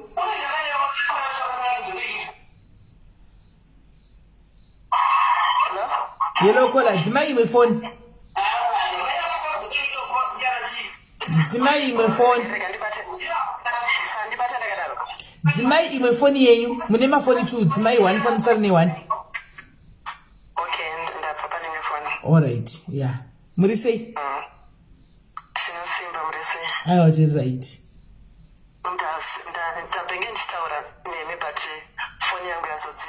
All right. Ndakashaya ndikati manje wafona nenoma kondo kuti tena sei Okay. So nyanga nditaura mutape ndinopedzera pakutaura kuti nyaya yekuti muchibvunza kuti varume vacho mazimba here kana kuti because nyaya yesexuality haibve kuti munhu anobva kunyika ipi, because if you want to check kunyika dzinenge ana Nigeria kunonzi kunourayiwa vanhu kunoita sei, but it will not stop vanhu kuita zvinhu zvavanenge vachiita zviri muropa ravo. Antimukona. So munhu azvirota kana kuti munhu anza munhu aberekerwa muSouth Africa changoita Ngochani noti ari muSouth Africa. Kanti munhu wekuZimbabwe afanira Ngochani but akaita sei? Akaita noti ndiwo munhu wekuZimbabwe. Zvinhu zvinongoitika zvinowanika mukurarama. Chero muBhaibheri chiyamo zvakagara zvangonyora kuti dziri zita kungomenshina kuti Ngochani kuratidza kuti kana Mwari vachagadziza kuti dzichange dziripo panyika. And so ndasapota hangu zvafanira zvataura sisavo kolabva kubva izvezvi manje achiti unorwadziwa kuti unenge uchitukwa nemunhu wekuti aneta nenhamo. ane zhara indoti chero ndichifamba ka munhu akandituka dzimwe nguva ndinombota that time kuti ndinomboti I have to respond back. Ndinongobvunza kuti ndiri Ngochani but unei pass I'm gonna Ngochani but you only what are you doing with your life? I don't know how best you can I think I just say like ndikuona is a long shot though, but since tichitanga kuziva kuti magays lesbians ka vazhinji I think I would say 98% yevanhu vangitanga tiri backwards. Taito zvezvo takakura tiudzwa kunzi hazvitombodiwa zviti zvikazodai ndizvadai taifodwa, but through kuitawo mix and mingle nevamwe vanhu nekugara nedzimwe nyika nekuona zvakawanda. Taura chandinodai nangu SIS MELLY from our side yeNgochani nemalesbian togara chero maworkshops andinoenda kunondoudza kuti ngatisafaite kuti tiri kutukwa neheterosexual people. You understand? Let's love each other first, but at first tese dzeNgochani atitomboda we don't love each other. Tinotukana the same way tiripo iyo yatinoita kutuka tinototukwa kuti this one is feminine kana kuti this one anopfeka madress atimufarire. You understand? Asi nedzimwe Ngochani that is that stereotype. Anukona. So I always encourage vamwe vanhu Ngochani wodzimwa lesbian and the stuff kuti tadanana first tisatatsvage naye anda problem angoti tinotukwa nevanhu ava vanozviti vari kuti mboro tubeche kana kuti beche tumboro. You understand? That's their belief, that's what they know. You understand? And the people they know think okay fine, having kids is an achievement.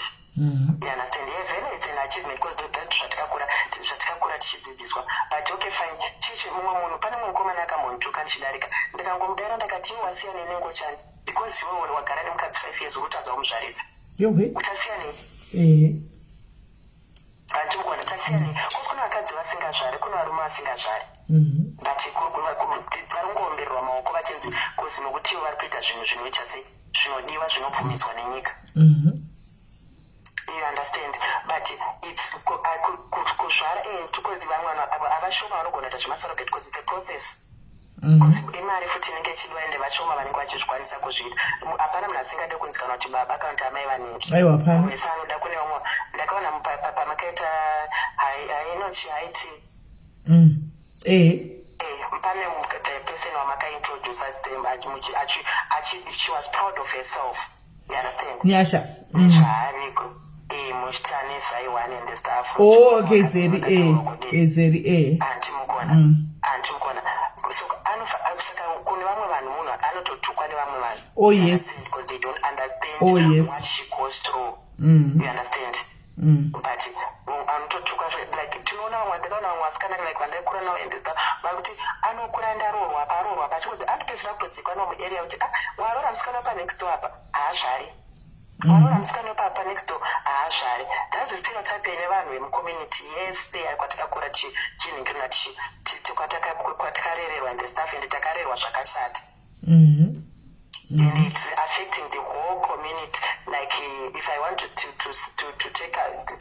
take you back, takataka tine brain tani isusu vanhu ekwa mugabe takakura tichidzotera zvaitawa nana president wedu. You understand?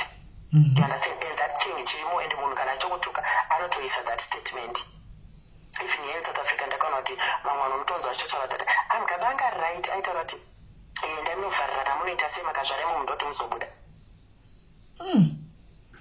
andimona avasiri kuzvara vakadzi nevarume vanosungwa here futi noti havasi kuzvarisana yane amkona soko nyaya dzacho dziri kunzungu nekunyimo true andimukona so let's know the background yevanhu vakakura kudhara vanga varipo pamberi pedu kuti iti affect ngatidzidzei okay sisipeli mune vana chidzidza kuti okay fine vazukuru vangu chichaitwa kwazukuru vangu kanti vana havandi kuyaridza life yavo inenge yakamira sei izvozvo andimukona kuzi imi mitombotimi muri mubereki makanzi mamuka nhasi mazvara makazvara makadhiska kuti mwana weNgochani munoenda murasa mbiri hazviti andimukona so all the same nevabereki like ini kusati kwangu we don't even like haisini yatotaura toto respect when refers bonumba medu inini toto respect apune problem yakati ukoma kune chakati chiri kuitika mukoma ndomira ndosolva nyaya ende vele ndosolva very very well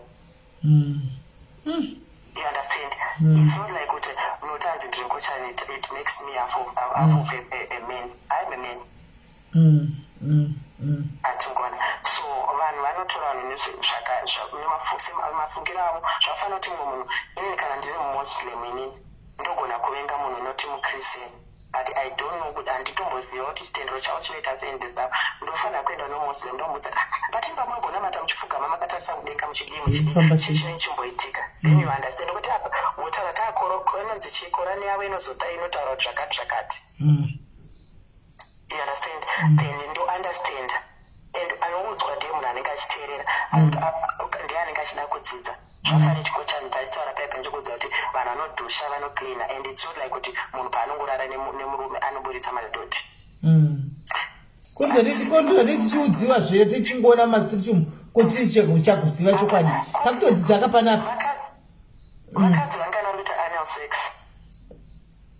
vanokuzvitaura here hopo ndakada kudza kuti vanhu vatinoziva vatotaura navo vanototaura kuti varume vavo vari kuita sei vari kutokumbira anal sex ende vari kuva mwacho vanenge vachiida kuvakadzi vavo not kumurume because they don't believe in kusvirana nemurume anenge achida kusvira musoro wacho uri wemukadzi wake achidzwa kuti okay ndikubata mazamu ndikumbobata futi becheri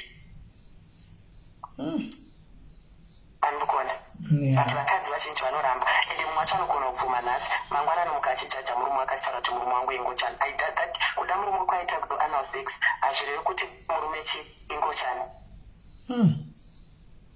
anogona but vakadzi vazhinji maada kubvunza vanhu kana kubvunza vanhu vari kuzasi uko vari paplatform izvezvi vazhinji they are having anal sex but they are in closet about it there is something chavasingatauri havabudi pachena vari kuburitsa here madhoti pavari kusvirwa ikoko kumusuri kwavo havatauri saka zvonetsa vanza vakadza hanzi noturi Ngochani uchafamba uchiyerera manyoka zvangadeka tingadai tichiona unombuka vachiyerera manyoka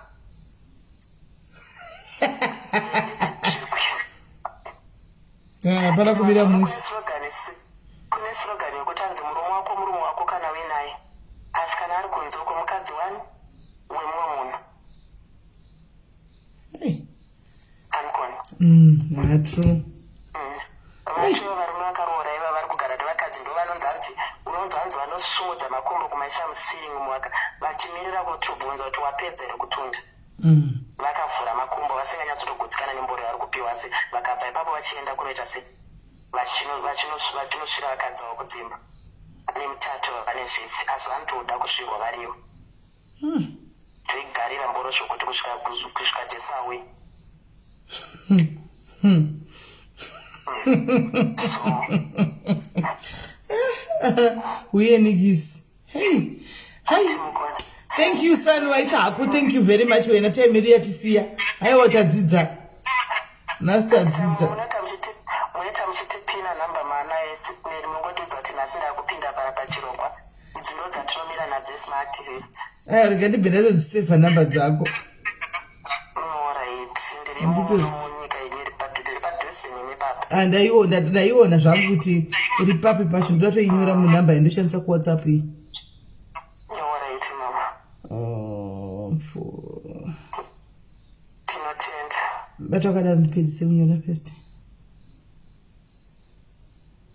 Right. Did you change the order of quality? Sharp. Right. Tell me the to see guys, but in each and don't go to order. Did you could die?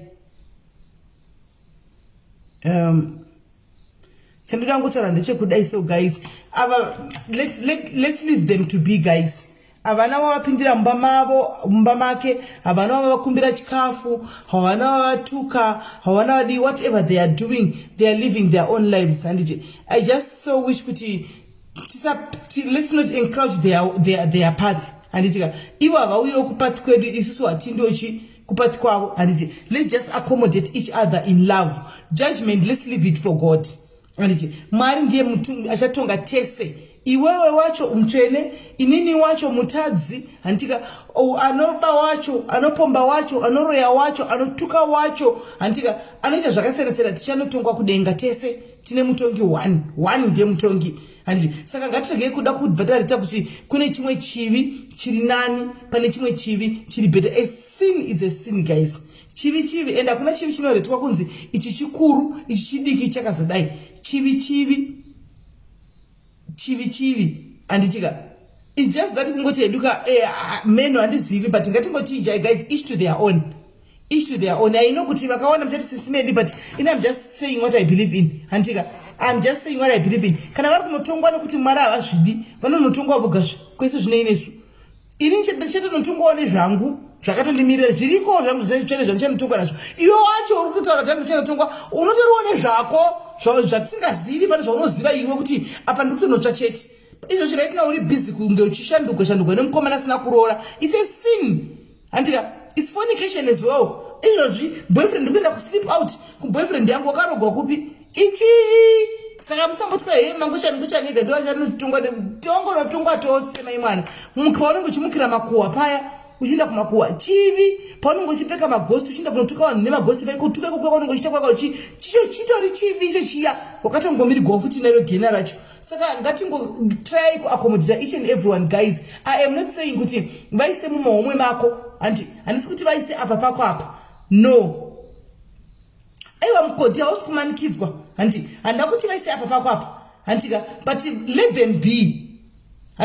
them be usavaisa muhomwe mako but let them be. You will live your life, you will rama life yavo chete because Ngochani ndo chamanyanya kuona kuipa handisi kuzviramba koma hure koma munenge muchihura papa muchinohura zviri right ko vari kuuraya vanhu zviri right vari kutuka vanhu everyday vachichemedza vamwe vanhu zviri right here.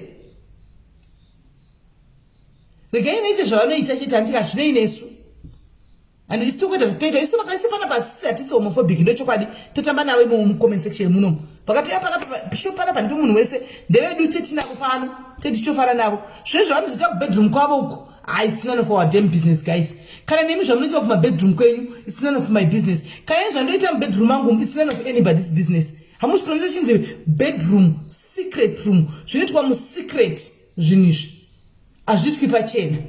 I so wish semazimbabwe zidai tikatadzana rudo vedu we tingotadzana rudo just showing each other love. We are tired of this hatred guys. We are tired of this bashing one another guys. Why can you not do something different? Timbotadzana rudo just kungotadzana kungoappreciatana so tichaonana kudai so because shanguva yekuti muchazonza kuti one day maybe asisiko motaka kuchema kuti makurigreta anomaona ndakaziva nguva yanga ichipo ndakadai it's too late anomaona. Let's try to show one another love and tichingoendera mberi takadaro tichingodaro so yeah vanhu sesu guys hapana chakambosiyana mufunge hapana chakambosiyana. Muri kuti kwanzi vanodhamba kumasura chibuda madhodhi imi vakadzi hamudhambi kumberi hamudhambi kumberi imi hatitaura chokwadi vedu vedu takati kudangochita holy vakadzi hamudhambi kumberi kunogwa uchiti hakudhambi kumberi muchiwa mhepo ichibuda inenge chibuda vai handi munozoita zvokumwa zvinodzoradzora kuti kudzoreke asi une kwambodhambaka zvangofana nawo zvii zvangofana nawo vasikana ngatisiye vanhu vaite zvavanoita neupenyu hwavo ndezvava zvinei nesizvo handiti kumuri kusekei you see sure guys asina nyeba here sure wani asi vakadzi munozitozotenga ndorani tozotenga mudzora wati chichi vanhu vachigeza vanhu vachimwa vanhu vachidii handiti because kune kwatoshata kune kwato kune kwatoipa handiti the same applies naivo vakaona kuti kwadhamba vanoitawo muitirawo vanoitawo kuitawo right square tose koko mufunge guys ndakuenda unorara guys murare bo anzi manje mutura udhambe Kelvin zvakaoma guys tosangana zvakare mangwana pana andiselina tichifara zvedu tiri panapa panditika tichitaura pfungwa dzedu handiti panapa nantaura pfungwa dzake zvaanoda zvaanobhilivha ini ndozvaanongomira nazvo handiti saka inini mukanzona ndikati uku ndikarerekera uku ndikamira pakati ndiri host andaside ndinoenda kwese uku nendiri kunomborumira kunombobvudza ndobva ndomboenda kunombo animaona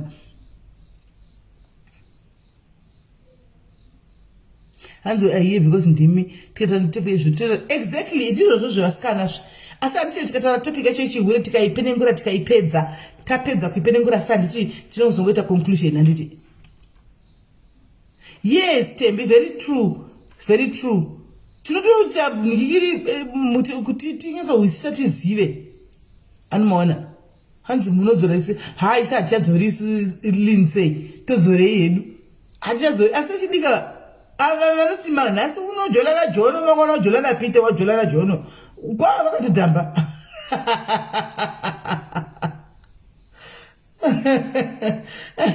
handiti mazona aiya iwe magini mwana wako anenge achive pari kugudongorera ndazokuita kunge ndisingakuoni iwe anenge ada kutoramba akamira pachikukuona kufonera neekuseruku ngakuchamupa fona kufonere muitira nevideo call mupedzera nekuseruku aioda disturb pamashow edu panapa saka guys murarapanitika God bless you guys let love leads anditika pese patofamba ngatingovei vanhu nerudo ariti tingoenika maikuregera tingori vanhu vangori my happy spirit all the time my happy spirits all the time timbosiyana nenyaya dzezvinhu zvisina nebasa izvo anditika God bless you guys I love you so much please take care anditika